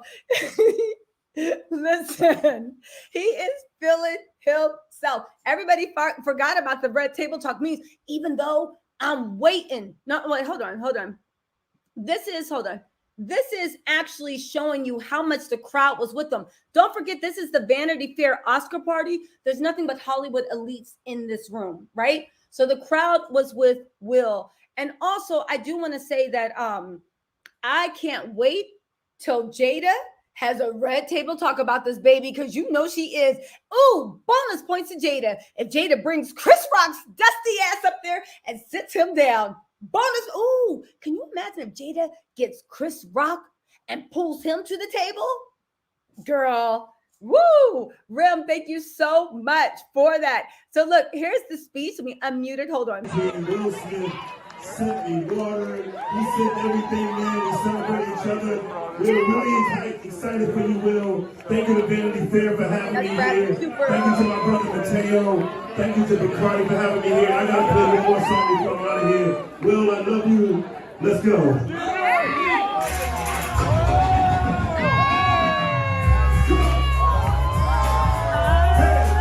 Okay, so let me stop before I get a copyright strike. So then they put on Summertime. Look, everybody is in the house. Why that man got his doggy? What actor is that? I forget. It's a big director. This Viola Davis. You know she stay in the mix. And there's Jada right there, loving her man. Literally. Whoop, the red table talk has been announced. Girl, you know we reviewing it. We doing a recap. Listen, there's woman, and this is a room of Hollywood elites. It's a room of Hollywood's elites. Y'all talking about Will getting his Oscar taken away. Y'all talking about what? Listen. Do you see what's going on? Look at this. They like, yes. Now listen, here's the thing. Let's read some things. And I'm going to drop the call in saying Chris Rock deserved that. Did everyone forget about the Oscars boycott that Jada did in 2016? He went in on Jada. This slap was long overdue. He should have never mentioned Jada's name, but the Oscars knows what they're doing, and good for Denzel for telling him to regroup. I agree. Let's see what else we got on this thing. Let me drop the call in link also. Chris. Ugh. Everybody hates Chris. That's slow-mo for y'all saying I'm condoning. This is purely for research purposes, right? Right? I'm not delighting in this. I'm just saying we need to research this and see the point where he got his sense together. This is the point that he got himself together. Now, hold on, y'all. Beyonce, right? The dog was lit too. You saw that, Blessed? Blessed, you saw that, right? Blessed said the dog, Blessed Black Earth Movie Sonic said the dog was lit. That doggy was in there just grooving. Summer, summer, summer. Grooving, right? Listen. Let me tell y'all something. Every woman looking at the man like, if you don't act like that, you better keep up moving. If you don't act like that or pay somebody to act like that, right? Now, listen. Let's get into Beyonce. Now, I made this joke on my video, but I'm gonna make it again. Here go Beyonce right there. Beyonce, listen, I am that messy individual. Beyonce is front row and she is loving this. They are loving this. Hold on, y'all. Hold on.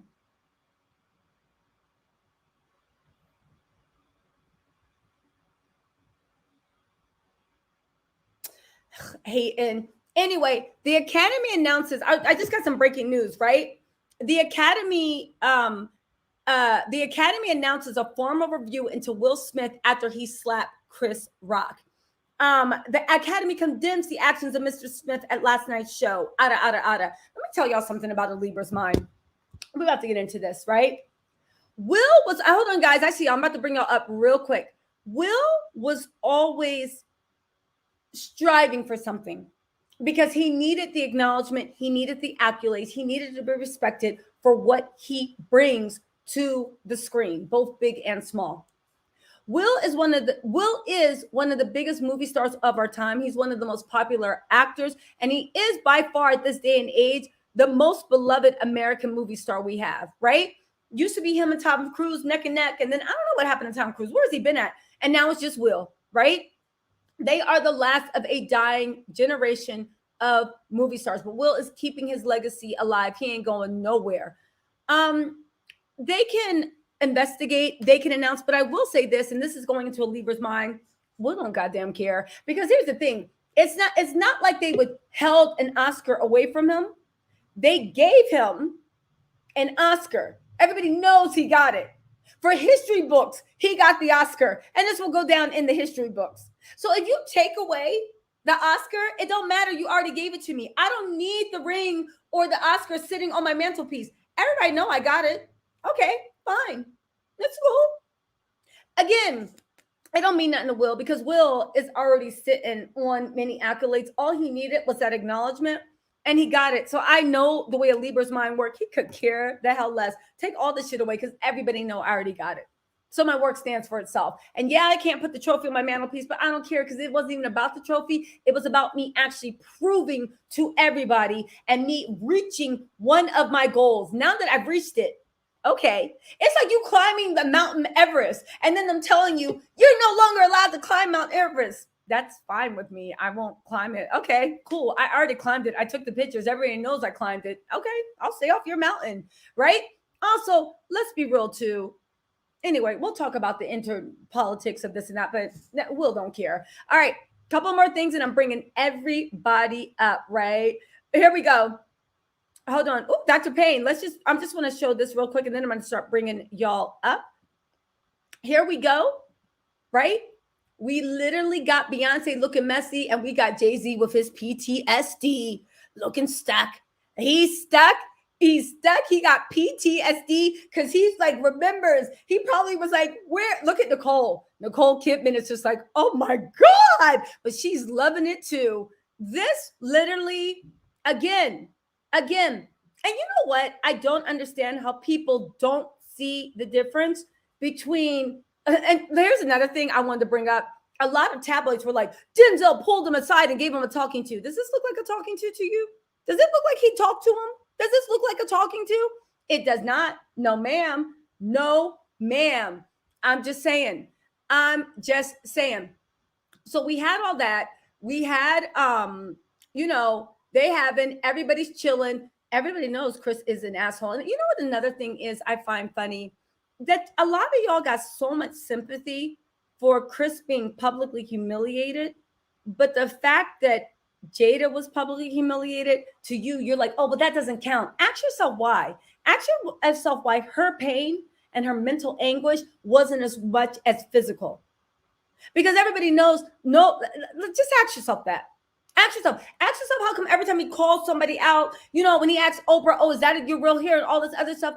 Ask yourself why, to you've been conditioned by the patriarchy to think that this is somehow worse than somebody doing the same thing mentally. They are equal. They're equal. They're equal. They are. Again, I'm not saying that somebody insults you and hurts your feelings and you can go in on them. I'm not saying that. I'm saying, but when there is history, and I've asked you a million times, stop publicly disrespecting me. Stop picking on me. Stop doing this stuff and stop picking on the people I love, right?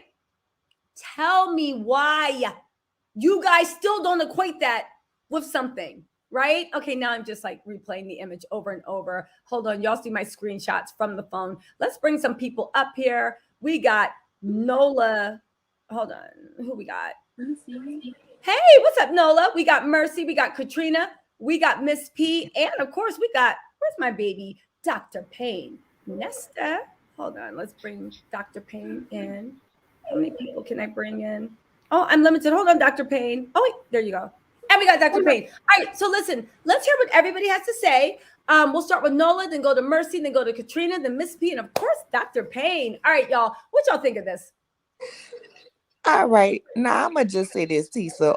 When I first heard about it, I was like, wait, what? Is this for real? Because I was watching your Candy review and I jumped off to go to Twitter because I'm like, if anybody gonna know for sure, it's gonna be trending, right? So I was starting to read. So then when I saw it, I was like, still kind of thinking it was staged. But when we saw the unedited Keep My Wife name, I'd shim out, I'll say, oh, this for real. And my soul was tickled. I'm not gonna lie. I was tickled. It was hilarious to me because one, you don't see Will get out of character like that unless you count the time when he slapped that man for trying to kiss him, and I don't blame him for that either. Like, don't get in my personal space like that. But I just honestly feel like, no, I don't condone violence. But if you gonna learn today was a person, it was Will. If I'm sick of y'all was a person, it's Will. Like, people are negating the fact that Chris Rock has made jokes for years at his wife's expense, and that man is tired of it. And at the end of the day, all I gotta say is, all y'all who condemning Will, I better not see y'all in the shade room or nowhere else when the memes start coming about, if my man don't protect me like Will, I don't want him. Y'all better not be amening him. Because a lot of y'all wish y'all had a man to stand up for y'all. And at the end of the day, it was the disrespect. And people talking about, he said, oh, well, Jada, I love you. That's the same way somebody say no offense when they know they're about to offend you with a comment. Exactly. Disrespect begets disrespect, and everybody want to talk about Will should have said something in private. His wife was disrespected in public, and where you disrespect me at is where you get handled at and dealt with, period. That's all it was. No ifs, ands, or buts about it. Chris need to watch his mouth, but he always make jokes at black women expense, but people excuse it because he's a black man. Listen, I 100% agree with you. And again, I want to ask you a question before we move on to Mercy. What do you say to the people? Because I find it so frustrating to say he shouldn't have handled it like that. Now that everybody knows what he was dealing with, what Jada was dealing with, what thing he shouldn't have handled like that. Why is it that nobody can give a solution to how you handle someone that refuses to respect you publicly after you have asked them time and time again to stop? Again, and this is a funny thing I don't understand. That people are like, maybe you guys are being willful oblivious, or maybe you don't see it, so I'll spell it out to you. Everything in life is situational. Me walking into McDonald's and saying, let me get a donut, is not going to work because McDonald's don't sell donuts, or do they? It don't matter. You get what I'm saying. Me walking into McDonald's and saying, let me get some grilled Chilean sea bass is not going to work because they don't have grilled Chilean sea bass. Me walking into a seafood restaurant and saying, let me get a Big Mac is not going to work.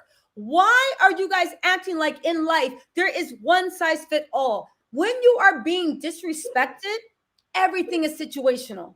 So just like you can't walk into a situation disrespect being like, I'm about to windmill on these fools, because you can't, because it'd be stupid, because every situation must be addressed individually. When you are being harassed, bullied, abused, it is situational. Everything needs a surgeon's touch.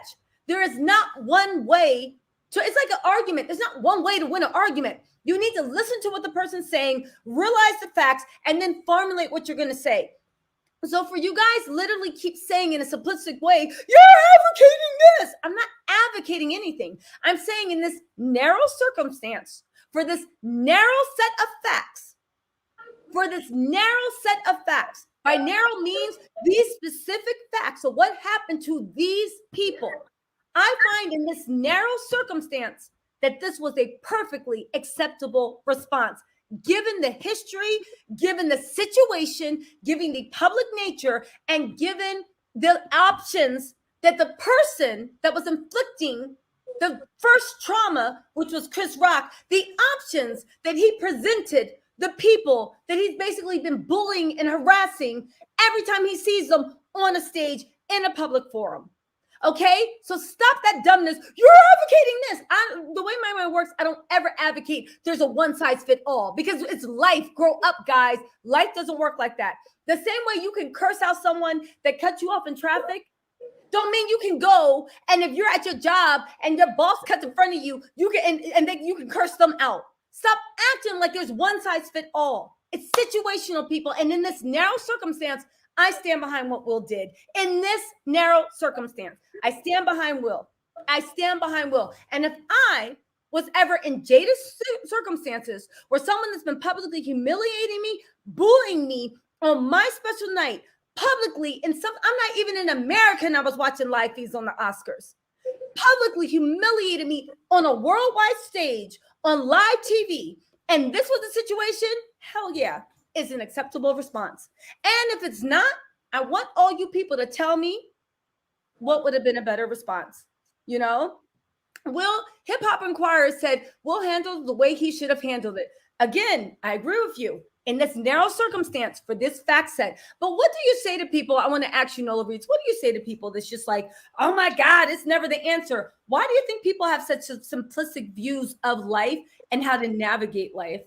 Listen, the truth of the matter, Tisa, is they lying. You know what I'm saying? It's not that, oh, it was the best way to handle it. Don't get me wrong. It's a time and a place for everything. But Chris Rock chose the time and the place to make the joke, and Will chose the time and the place to provide the answer. But people lying. At the end of the day, take it out of Will Smith and Chris Rock, right? Take that completely away.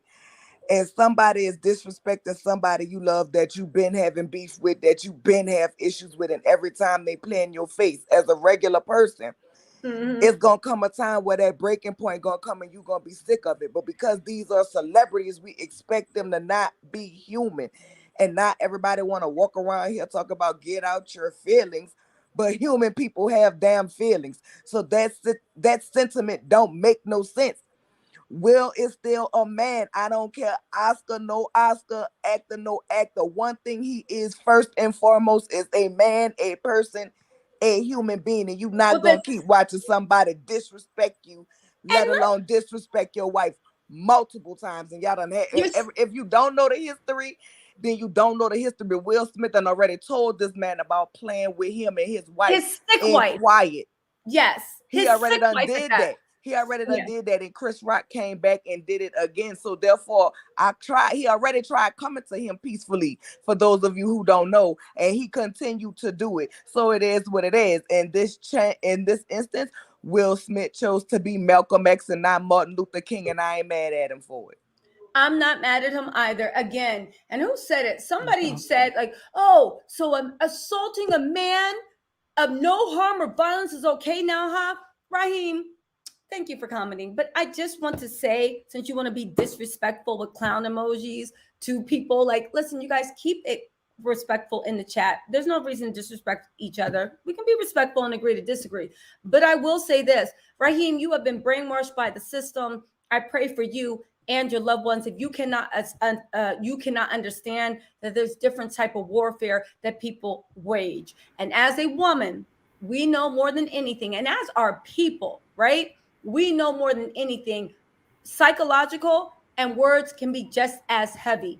Again, let's take the great and focus it on this set of circumstances. Is it appropriate to go to a place to eat and ask for Chilean sea bass? Absolutely. Is it appropriate when you're at McDonald's? No, because it don't make any sense. Stop at again, I think y'all realize this. Y'all just being facetious. And if you don't, good luck in life. The world must be a scary damn place. The world must be a scary place for you to understand that when you curse somebody out driving and then you go into the office and somebody make you mad and you curse your boss out. The world must be a scary place. You must always walk around wondering, why me? Why did this happen? But I did the same thing in A and B. Yeah, grow up. Grow up. Literally, I think at 8 years old, we learned that there's situational appropriateness. That's how we actually interrelate. That's how we relate as parasocial beings. You realize that? It's called situation appropriateness. And I love on YouTube the way y'all act like there isn't any. It's one size fit all. We either got to be, like Macy said, some of us are walking in the spirit of Malcolm X, some of them Martin Luther King. But the fact that you guys are now trying to act that there is no situation in which I can't. Anyway, Nola, thank you so much. Katrina. Thank you. You're welcome, Nola. Thank you for weighing into. I really appreciate your insight, girl. It's been a long time no see, but it's always good to hear from you. Mrs. P, what do you have to say about this, Miss P? So let me tell you what I think about this. All right. Okay, So you're saying that people are brainwashed, but we are brainwashed. Women that we think, of course, our hair is our crown. All right. But we're brainwashed to think that that's the only way we can show our crown is with hair or without hair. And if a sister know how to do anything, she know how to dress her crown up. So my thought process is we keep focusing on Will and Chris, but it's really Jada that's going through. I mean, it's not an illness. She's not going to die from it. No shade. I got a little hole in my head too, and my hair is still down my back. And I've been thinking about cutting my hair. Me and my dad just had a whole conversation of hair yesterday. All right. And it's just so sad that we as women, that we can't feel comfortable in whatever our crown is. But instead of, I say we're brainwashed because we're staying focused on Will and Chris.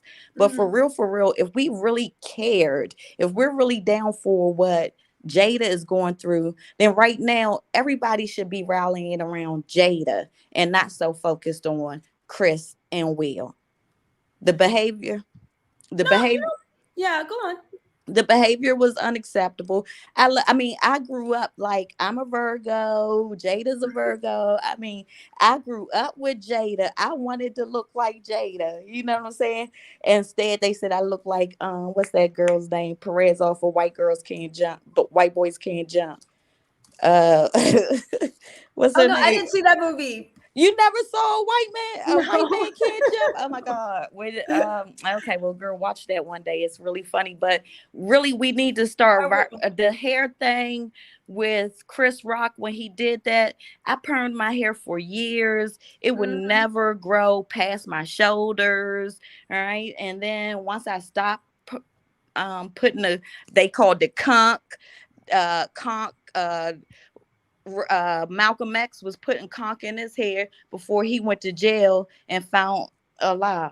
So people, they've been calling them, yes, really, him and Rev. I mean, that's something that they've been doing, and we need to stop thinking that, like I said, sister can surely pull up her crown.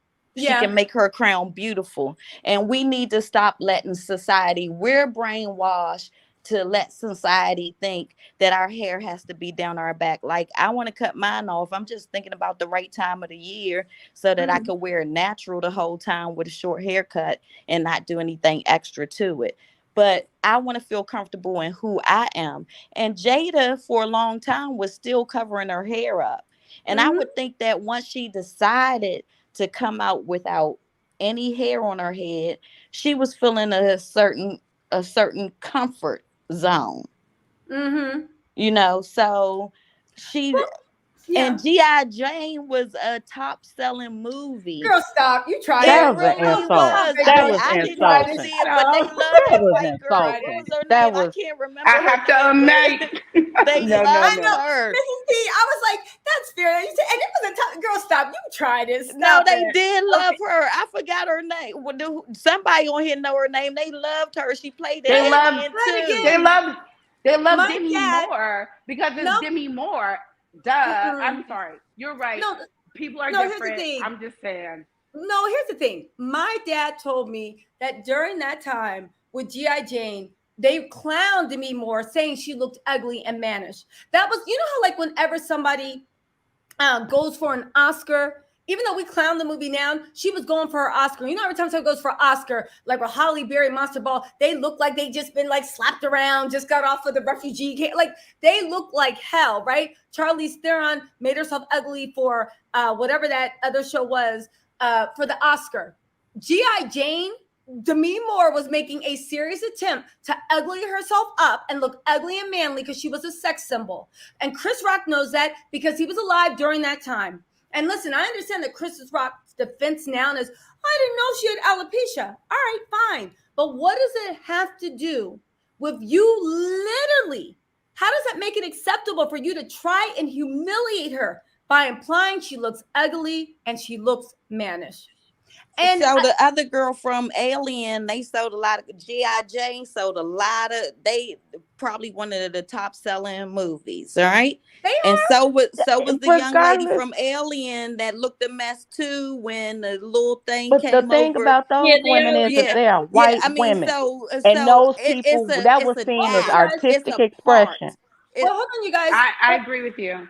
Yeah, hold on, guys. I see your point. Let's not talk over each other because it's like hard to hear what anybody's saying. But Mrs. P, to your point, that is true. But I will just say this as a counter to yours. I am the type of person, if there's like, you know, a guy around or my boyfriend around, it's like I'm just like, I'm you know, soft little princess, can't do anything on myself, right? I turn into like you know, putting even your bag underneath the flatbed in the airplane, you know, getting something off of the conveyor belt if you're waiting for your stuff. I'll turn and be like, literally. But when I got an injury on my shoulder, it changed. It changed. All of a sudden, I don't know why, but I felt, and I still don't understand why, but I did feel some type of shame at the fact that I couldn't pick up my little carry-on by myself. I felt shame that when the conveyor belt was coming around, I didn't realize at the time when the conveyor belt was coming around that I was literally like in my head trying to position myself where I'm not around a lot of people and I can angle my good shoulder and pull it down and this and that. This is for me usually being like, if my bags are there, I'm just looking around like, I see all these grown men. Hello. Like you went until someone's like, do you need help? Yeah, I do. Right. You cannot tell someone what to feel ashamed about. And I understand that as Black women, we're always going to have our crown together. But that doesn't stop someone from maybe taking something that their identity was based in. And we see Jada where she's dressed up and when she looks gorgeous. You don't know with her condition what she's going through, whether it's sickness, dark circles. It's like talking to somebody depressed and being like, well, you know how to be happy. You're a beautiful person. You're this, you're that. If they don't see it and feel it for themselves, it don't matter. Chris Rock, his intention was to humiliate. The fact that the defense was that Jada should have been strong enough to do that, I agree. And I also agree with you on what I'm focusing on this right now because at least where I am, and again, it might be the case, not be the case for everyone because you bring up a good point. I'm used to my circle uplifting me, hyping me up, being there. Somebody tries to humiliate me. I got But a million people. Tisa, Well, let me just say this. wait a minute. Let me just say this.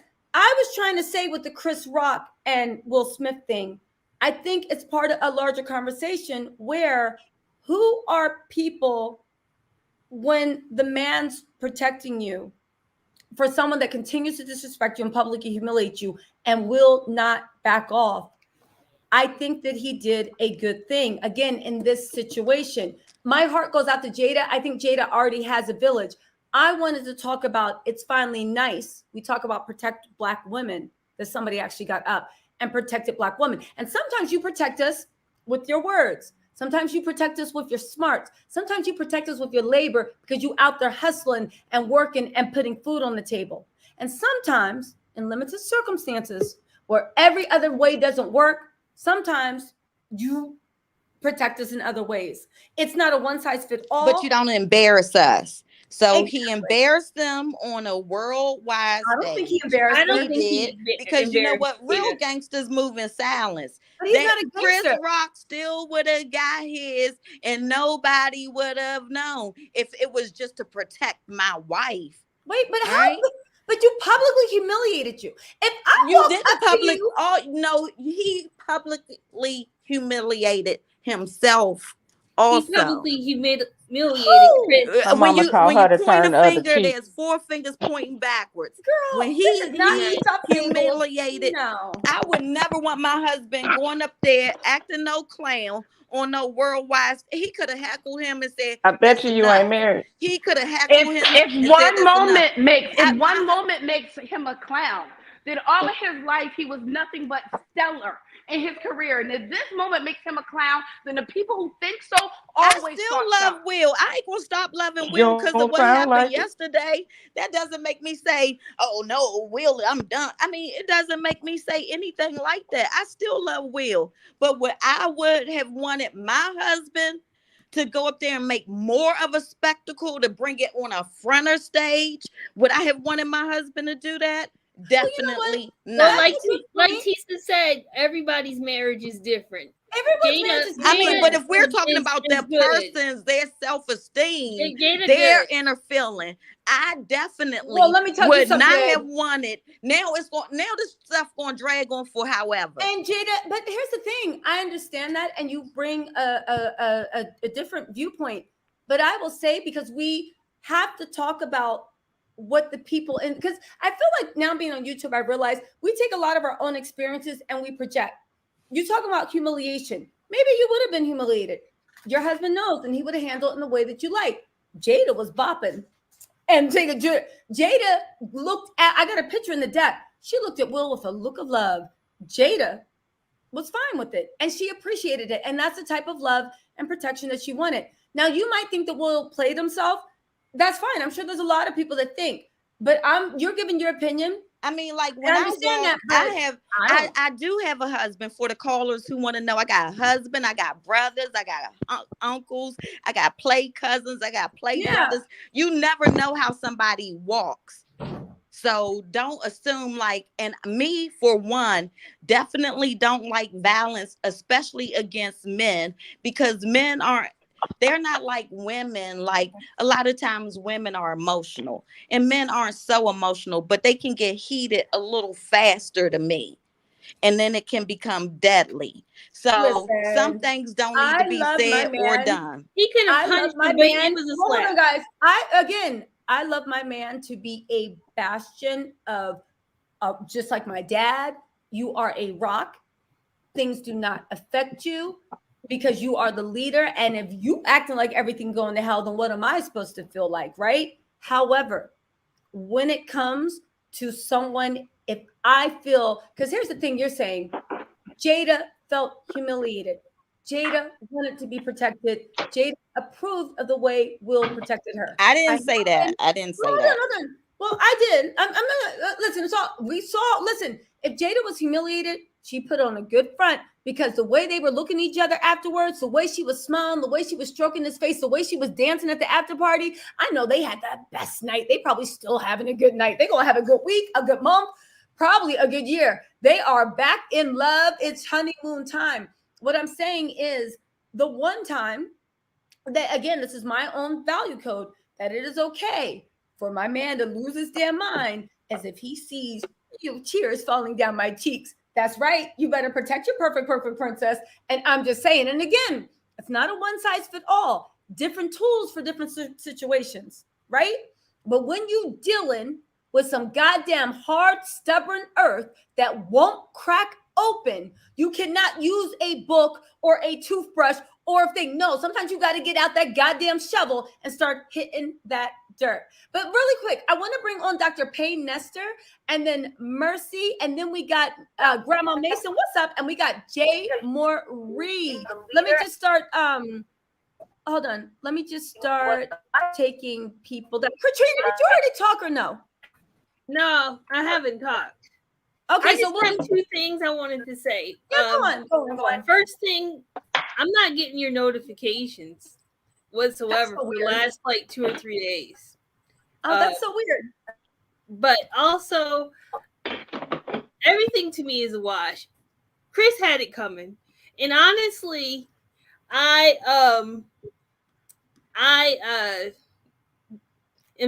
think all the actors in the room wanted to be Will.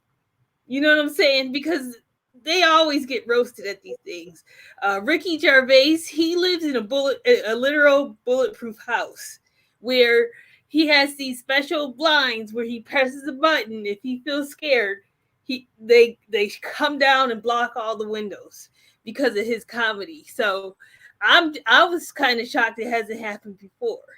Because if you look at his Oscar roast 2016, where he went in hard, but I mean, I really think that this is gonna die down. They're gonna do their red table talk, and everybody is going to. I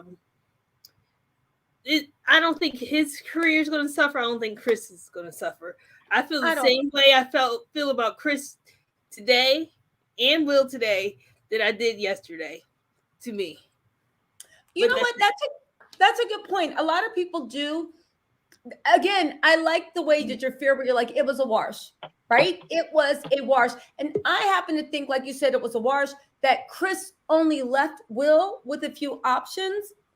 And he chose the option that he thought best suited. Now, really quick, Blessed Black Earth Movie Sonic said, if anyone researched Mr. Richard Williams, he would have advocated this behavior and went harder. He just channeled that spirit. We're protecting Jada. Bye, girl. That's right. Felicia, thank you so much also for the super sticker.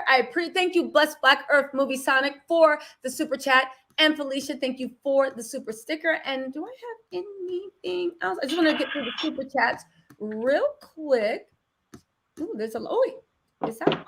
Hey, Rim, thank you so much for the super chat. And let's see what else. We have one more. I think we have Rim, we're at 700 likes already. We're amazing. Let's get to 800. Y'all could hit that like button. All right.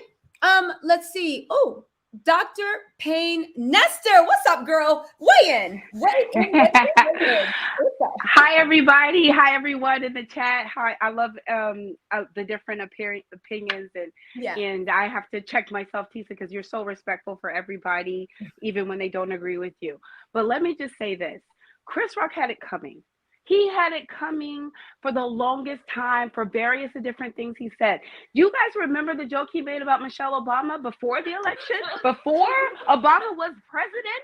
That Michelle Obama couldn't be a first lady because she's a black woman and we don't know how to play second? Ha, ha, ha. Michelle Obama would have the jet, the Air Force One smelling like hot grease in Sulfur 8. Yeah. Now, if a person who wasn't a black man said that, they would be roasted, right? Chris Rock commentary is what members of Congress, those hateful things they used to spread about Obama and Michelle being an ape and things like that. I've been through with him since then. Now, when it comes to Will Smith, if this moment makes him a clown, then the people never liked you in the first place. If he's willing to lose it all, he don't care about the Oscar, the moment, who he is, I'm going to be my wife, husband first. Whether you think Jada deserved it or not, based on who she is and their marriage, that's them and their business. I think maybe, I'm not telling Will Smith to go around smacking people. I don't want him to even let that come out. You know what I mean? And if people use this as a moment to say he made us as black people look bad, then you were looking bad by yourself. Exactly. Honestly, my husband and I are both doctors, Tisa, and I have special needs kids. You guys would never believe the awful things people try to say and do. You would not believe that my husband, who's well controlled, who has 3 clinics, who took care of business, how he has to hold himself without risking going to hell or jail for some horrible people who discriminate against people who are sick and who have illnesses. Now, whether Chris knew or not, I don't care. That's irrelevant. He made a mistake. He didn't joke with Jay-Z. He know if he made that Jay-Z joke, he was going to have to see him. So you guys, and also back reference, Mike Tyson, plenty of people have gotten with Chris. This is not the first time that he had some fear put in him. And when it comes to being a star, if Will Smith came to Aventura Mall here in Miami, the mall was shut down. If Chris Rock came, they'd be like, "Yeah, Chris." Okay, that's it. That's all I got to say. That's a beautiful analogy. Yay! That's a beautiful analogy. One shuts down the mall, the other one's like, "Oh, look, that's you enter like TJ at the local. What is it? The Applebee's in the mall? It's like Chris Rock." Yeah, exactly. Dr. Payne, keep speaking that truth. Are you still with us? Oh, I guess she dropped off. She dropped off. Okay, well, she'll be back. Dr. Payne, call in. We were loving. Hearing from you. We love hearing from you. Call back in. I don't know how you got disconnected. Mercy, what you got to say, Mama? Well, okay. So I think I have like 3 different viewpoints, right? It's weird because I feel all kind of ways about this. Because 1, it is the first time ever in the history of nigga has a nigga stood up in the moment. Hold on, don't say the M word. Oh, my bad. Yeah. Algorithm. You can call them ninjas, ninjas. Never in the history of ninjas has a ninja stood up and defended his wife, his woman, in real time as a black woman. Though we've seen it kind of when ninjas will get up and defend the other quite loudly in public, right? But for us, we've never felt that. Like I felt a rush last night that was so incredible because I've never seen that before. I've only seen cowardice or shrinking or trying to talk it through or trying to come at it at another. Nobody else on the planet is expected to live with the decorum under blatant attack that black people are. Yeah. Ukraine, nobody's saying to the Ukrainians, "Hey, your grandmama shouldn't be in there making Molotov cocktails." Nobody says that. You know what I'm saying? They saying, "Granny, defend your life, your place, your home, your way of doing things. Granny, get it in." Nobody says, you know what I'm saying? So because we're the only people on the planet expected to turn the other cheek or talk about the violence that is aimed toward us.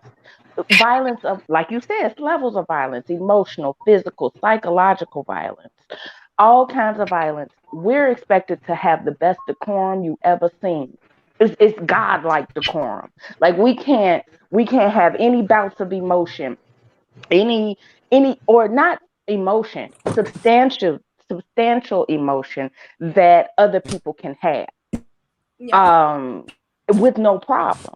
So that was another part of it for me. And then the third part of it for me is like, I think we all really get caught up in the emotion of it all because we do feel so strongly about it in our own different ways that we forgot that this is a room full of actors. True. And that the reason that that the actors have been demonized in a way throughout history is because you can't trust somebody and their true emotions when their whole career is to fool you. True. It was very convenient that the Oscar So White had fallen. I didn't even know the Oscars was on last night. True. Like I had no clue. Like that's how out of our situation it is because of the Oscar So White thing. When Black people stop paying attention to something, it falls. We control the culture of the world. Yeah. And if we lose interest, it loses speed.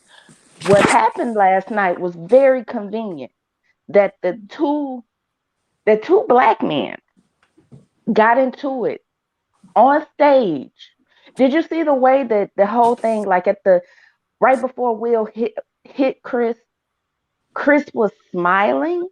Oh yeah, but Like, you know a fight when you see no, a fight. That I don't man think stomped up so. on that stage Let me tell like you it something. was real. You know, that's the thing. I will say, I took a different impression of it.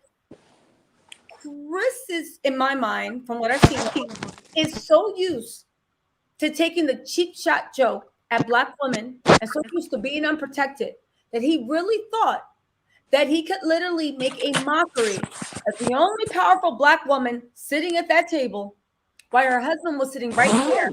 And her husband was going to come up and join him on stage in the joke. No. That wasn't a joking walk. Nothing about that. Like, you can feel danger. And that was danger. We can, but if in your mind, you don't know that you disrespected a man's wife and cut her to her core and then did a belly ache clap about it and a joke that wasn't on the teleprompter that you didn't even need to read, that you didn't even need to say, that you just said it because you were like, hey, let's do this and that. Again, the class clown always knows when they went too far. And when he got up out his seat, I think Chris knew it. But the thing I was saying about them being actors is that a lot of things happen in that moment. One, Will Smith has been trained more so than most Marines have on different forms of combat. What pressure points, how to do what, when, where, and why. We heard that slap. That man used the open hand on that other man's face. There was no blood. There was he didn't fall back. He braced himself for the hit.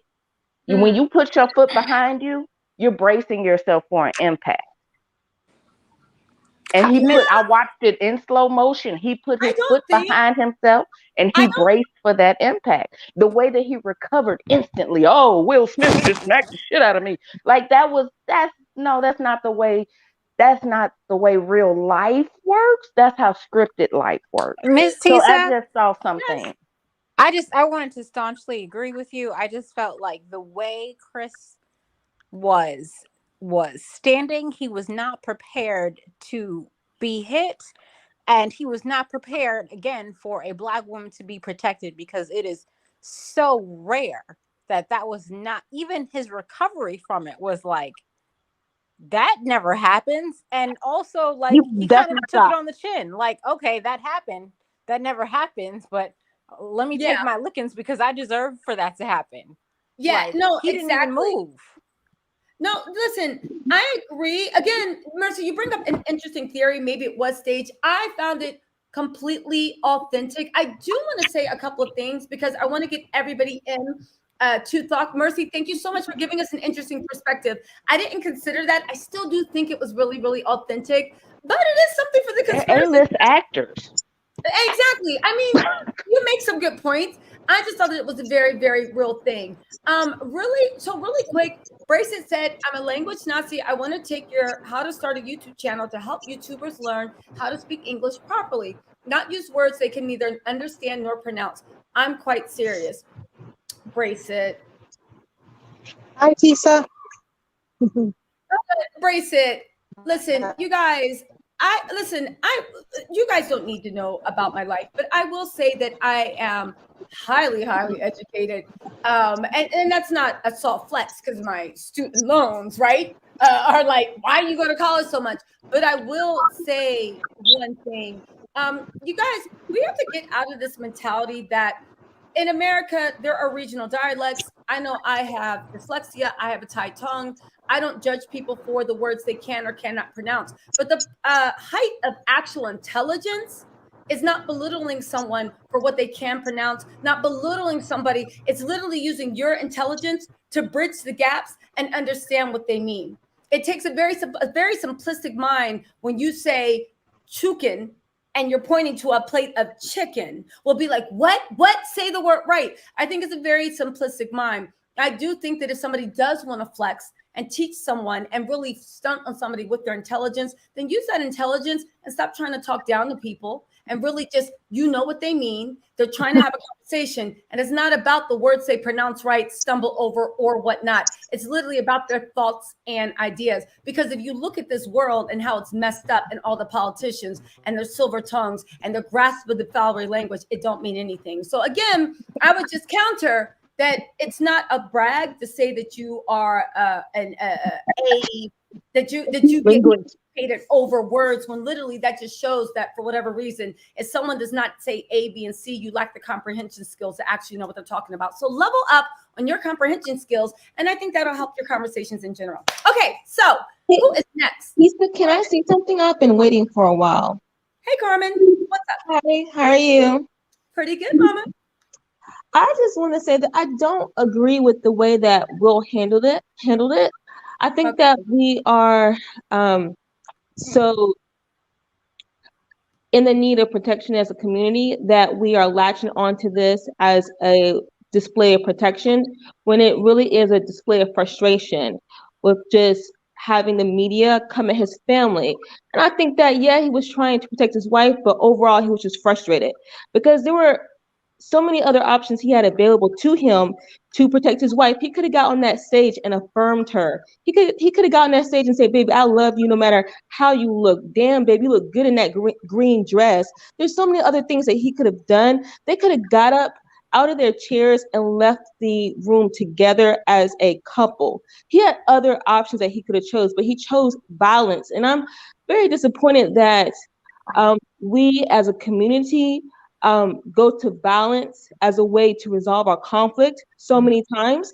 And I also feel that if it was a white comedian, that it would not have been handled the same way. I think that he would have put more thought behind his actions if it was a white comedian. But because it was a Black comedian, and he feels like, okay, we should be able to communicate to each other in the same way, he felt comfortable enough to exact violence upon him.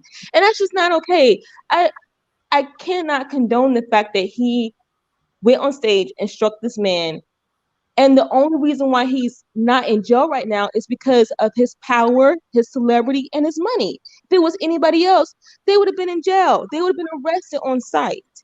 And not necessarily. They would have been if it was a regular person as you and I, we would have been arrested. A regular person.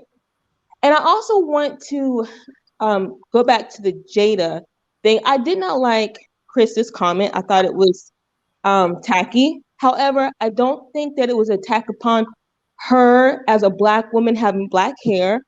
I love Jada Pinkett Smith. I've loved her all my life as an actress, but we forget that Jada goes in and out of short hairstyles. Jada has played in several movies with hair extremely short. Shane, no, yes, she has. No.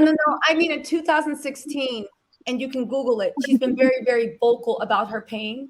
About not everybody. I know she's had short, but Chris Rock knows. We don't know. I'm telling you guys for a fact.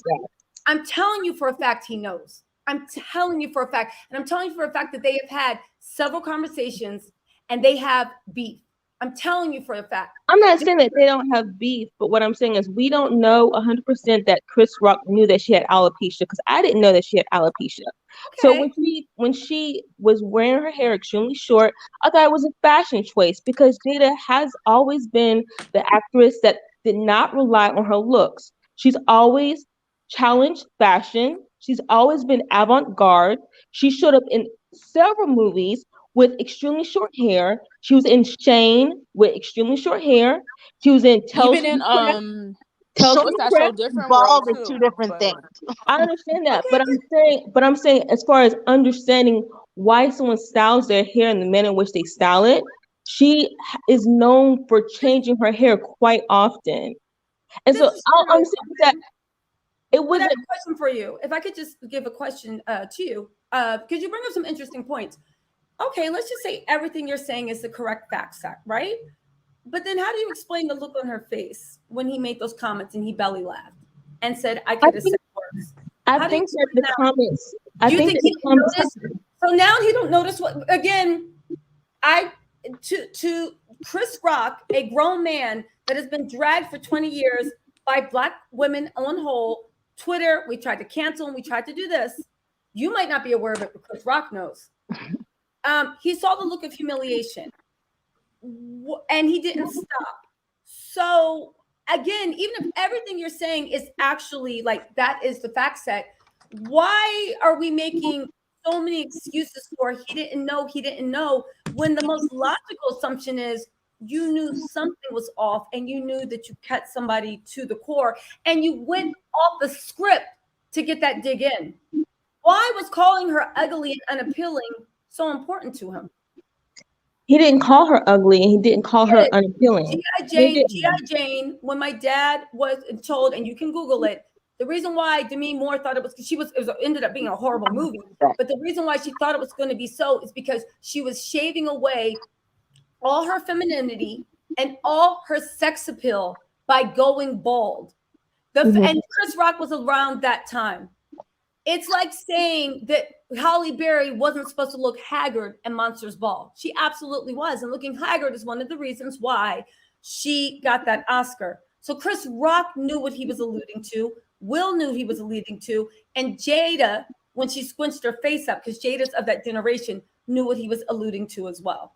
At what point are we going to give Chris Rock any accountability? You're supposed to be a comedian. One of the reasons you are a comedian is because you can read the temperature of the room, you understand the 10 layers of jokes, and you understand nuance. Are you trying to say that he didn't know that he was having a go at her? Are you trying to say that he thought he was complimenting her? That's why he was laughing his ass off, belly aching at a compliment? No, I don't believe that he felt like he was complimenting her. I think that he was making a joke at her expense, which is what they do at these award shows. Where was the joke? Okay, so let's get down into the joke. What about the joke was at her expense? He was, in my thoughts, I thought he was making fun of her as her always demonstrating herself as this strong, bold woman going against the grain. Because if you remember the movie G.I. Jane, yeah, I understand the actress, she changed her looks and made herself less appealing, but the point of that story was supposed to be encouraging for women to show that they could exist in a male-dominated field. And if you look at Jada, throughout her career, she's always displayed herself as a strong woman. Even the roles that she chooses way back to a different world, she has always chose roles that depicted women of strength. And then when it comes to how she feels about civil things in society, she's always displayed herself as a woman displaying of strength. And I felt like he was, making fun of that. I felt like he was making fun of that, like saying, like, here's Jada again, always talking, because Jada doesn't hold her tongue. She says how she feels. Okay, and making fun of that. But I want to say, I just want to say this, and you bring up some good points, but I want to just counter to you. So and again, everything you're saying is very logical, and there's some points, but when you put it in the situation, it doesn't make sense to me. So you're telling me that he literally was having a belly laugh so much he could barely breathe because it was so funny that he was ribbing at her for being a strong Black woman, instead of somebody literally playing you on TV, on national television, telling basically low-key saying you ugly and you look like a man sitting there in a dress and a bald head. You thought that his belly laugh was coming from a strong I did not feel like it was him calling her ugly. I felt like he was saying, Jada, she does challenge the normal. Jada doesn't go with the normal. She's always going against the grain. And here she is again, doing that again. And also Jada's outspoken. So it was his way of poking fun at her for her outspoken nature. That's what I took it as. That's immediately what I took it as. Because a couple of years ago, she was going against she was boycotting the Oscars, and she was very vocal about that. When she about racism. So okay, listen, I want to Carmen, thank you so much, because I'm going to get out of here soon. So I want to just get a few more people on before I go. Thank you so much, Carmen. And I understand, and you make some really good points. I just think that everything you say sounds logical until you consider who the person was making the joke and what their history was. That's all. People's past is indicative of their future. Chris Rock has always made jokes at Black women's expense. I'm not going to explain it away. And while you may think that it embarrassed all Black people, it didn't embarrass I don't think me, that it embarrassed all Black people, or even took us back, or did anything. I don't think. And I think feel had it that. been a white comedian, had it been okay. Well, sorry to put words in your mouth, but to your point, had it been a white comedian, I don't think a white comedian would have had the balls to make that joke about Jada Pinkett Smith. So we're literally talking about apples and oranges. A white comedian would have known to stay in their place, because they don't go after Black women's looks 9 times out of 10. 9 times out of 10, the only white comedians that go after Black people's looks are those that hang around Black people and think it's okay to do that, and Black men comedians. 9 times out of 10, when you see someone going after Black women's looks, it's a Black male comedian. So, but Carmen, but you make some good points. I appreciate that. Let me just get a few more people up here. And then thank you so much, Carmen. I just want to get a few people in before I go. Princess Di, Mama. I know I've been kind of interjecting, and I'm not going to speak as eloquently as Tisa. So much. We're going to have Princess Di, Dennis on, then Prince, and then we're going to kind of move things along, okay? Princess Di, really quickly, what point would you like to make? I just want to touch on the point that Carmen brought up, and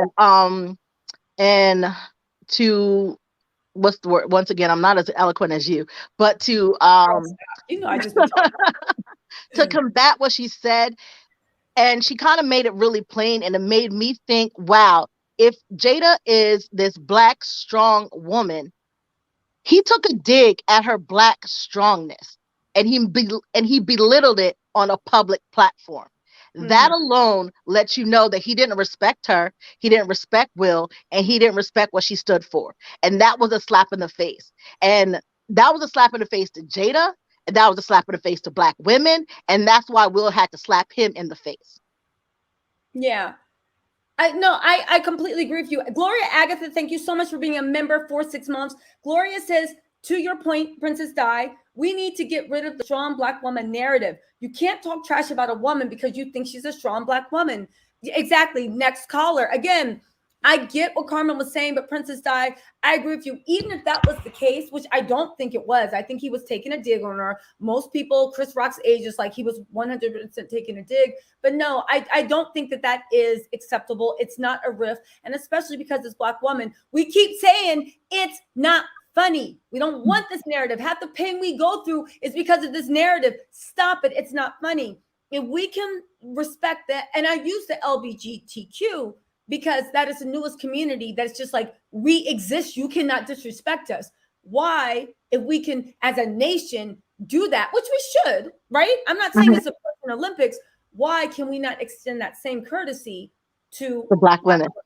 Exactly. It's like respect our sore points. There are internal conversations we need to have. There's external. But when it comes to external, the people that say, oh, if it was a white comedian, I don't think they would have had the balls to make that joke. Unless they were a Malcolm Rappaport, they got maybe 12 Black friends. It's just like, yeah, you invited to the cookout, so they feel real comfortable. But outside of that, ain't no way a Black comedian would have said that. They wouldn't even have known to make that joke. That's the weird thing. They wouldn't even know to make that joke. Exactly. And also, just to touch on, everyone keeps saying, oh, this is violence, this is violence.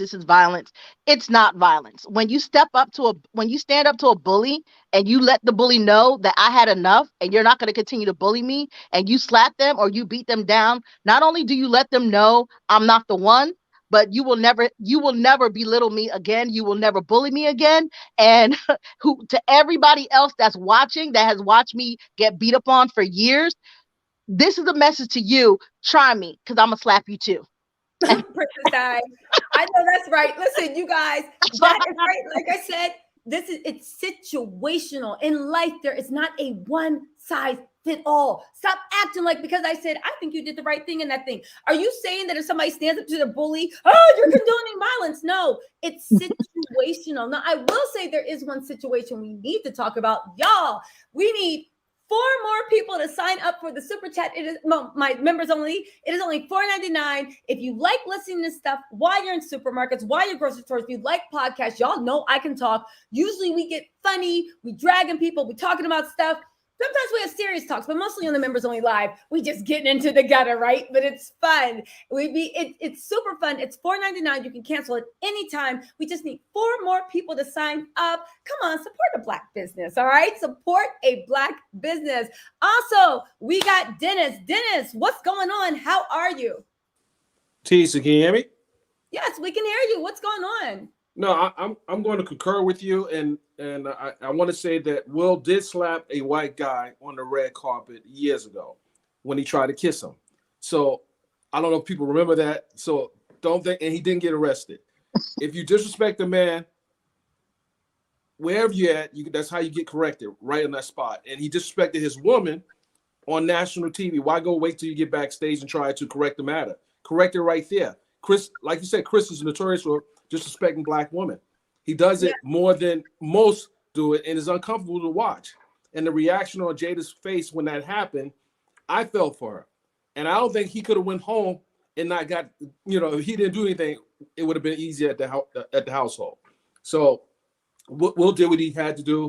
And even if he has to give his Oscar back, I think what he did was bigger than the Oscar. I do too. And honestly, it's like once I get something, it's like I already it's got yours it. already. It's all in mine. It's not like a degree that you got to show it to like your next job to be like, no, I'm from. No. I already got it. Everybody knows I won it. Okay, what's next? It's like winning a championship, right? You know I won it. The whole world know I won it. It's cool if you want the ring back. It's already given. So I think he's going to be okay. For everybody saying, right?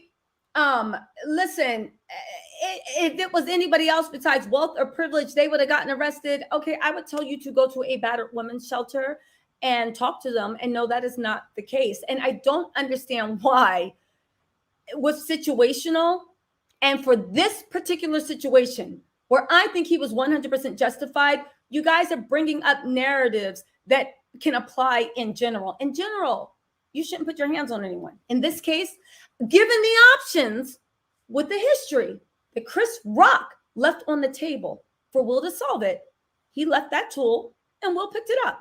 I prefer, one last thing before I go, I prefer to see more Black men defending Black women, not just on award shows, walking down the street, anywhere. If you see another man disrespecting her, you say something. That's the problem. We've lost, I'm old school. We lost that chivalry that we had growing up, and it's just sad that people are actually calling for him to be arrested. I mean, if Denzel Washington, one of the biggest actors in Hollywood, is siding with Will, that speaks volumes. Exactly. It speaks volumes. And again, great knowledge. There should be more people, more men walking on the street protecting. And the funny thing is, to your point, if there were more men walking on the street protecting us in if there were more men walking on the street protecting women in different stages, and never would get up to the point of somebody being on an international live stream and thinking they can literally publicly disrespect your wife. That, you see what I'm saying? It got so high up in the point so much, but when it goes back to old school and literally people know that's like that, literally, you don't do that. You don't do that. Protect. He never even would have felt comfortable going up there. It's like the way you learn from the time you're a kid. Why? You don't curse like a seller in polite company. So by the time you get up into that boardroom or in your business meeting or the courtroom, you know not to be swearing like a sailor in front of people, because it's been taught on such a deep level. So yeah, I definitely think that is one of the problems, that on a basic level, the respect has gotten so low that they don't even realize when they're on level 20 that they're putting 20 on 10. They don't even realize it's an issue. Don't even realize it. Don't even realize it. So you guys, listen, we're going to end with Dennis. Thank you so much for coming in. Absolutely. And spreading your thing, words of wisdom. You guys, thank you so much. I have to say, this was a great debate, whether we agreed or not. Thank everybody for being respectful. And I think conversations like this are going to help move the conversation forward. Again, violence is not the answer. in most cases. In this case, I thought that his reaction was justified. I thought it was appropriate. Again, you can say, oh, would that be you? Would it be my man smacking people? No, but the 3-point security team that's always around me is going to be smacking people. Please believe. If they literally, everybody deals with things differently, but if I am being humiliated and bullying, harassed on a public stage, and again, we're not going to get into it because we can go into there, but there is history between Will, Chris, Jada, not that type of history, but Chris has been warned, and he decided to take one more stab because for whatever reason, he got this weird fixation with putting Jada in the place, and also by putting Jada in his place, disrespecting Will. But you saw when it was just disrespecting Will was fine to laugh it off. It's not until he saw Jada was offended that he literally said, okay, let me go handle something. And again, different strokes for different folks, but on this situation, in this case, I 100% stand with Will. All right. Thank you so much, everybody. And I will talk to you guys later. Make sure you like, subscribe, notifications. Y'all know how it is, YouTube. You know I'd be begging. Help me until I get to 1 million. I'm going to keep begging. All right, y'all. I'll talk to you later. Bye, everybody.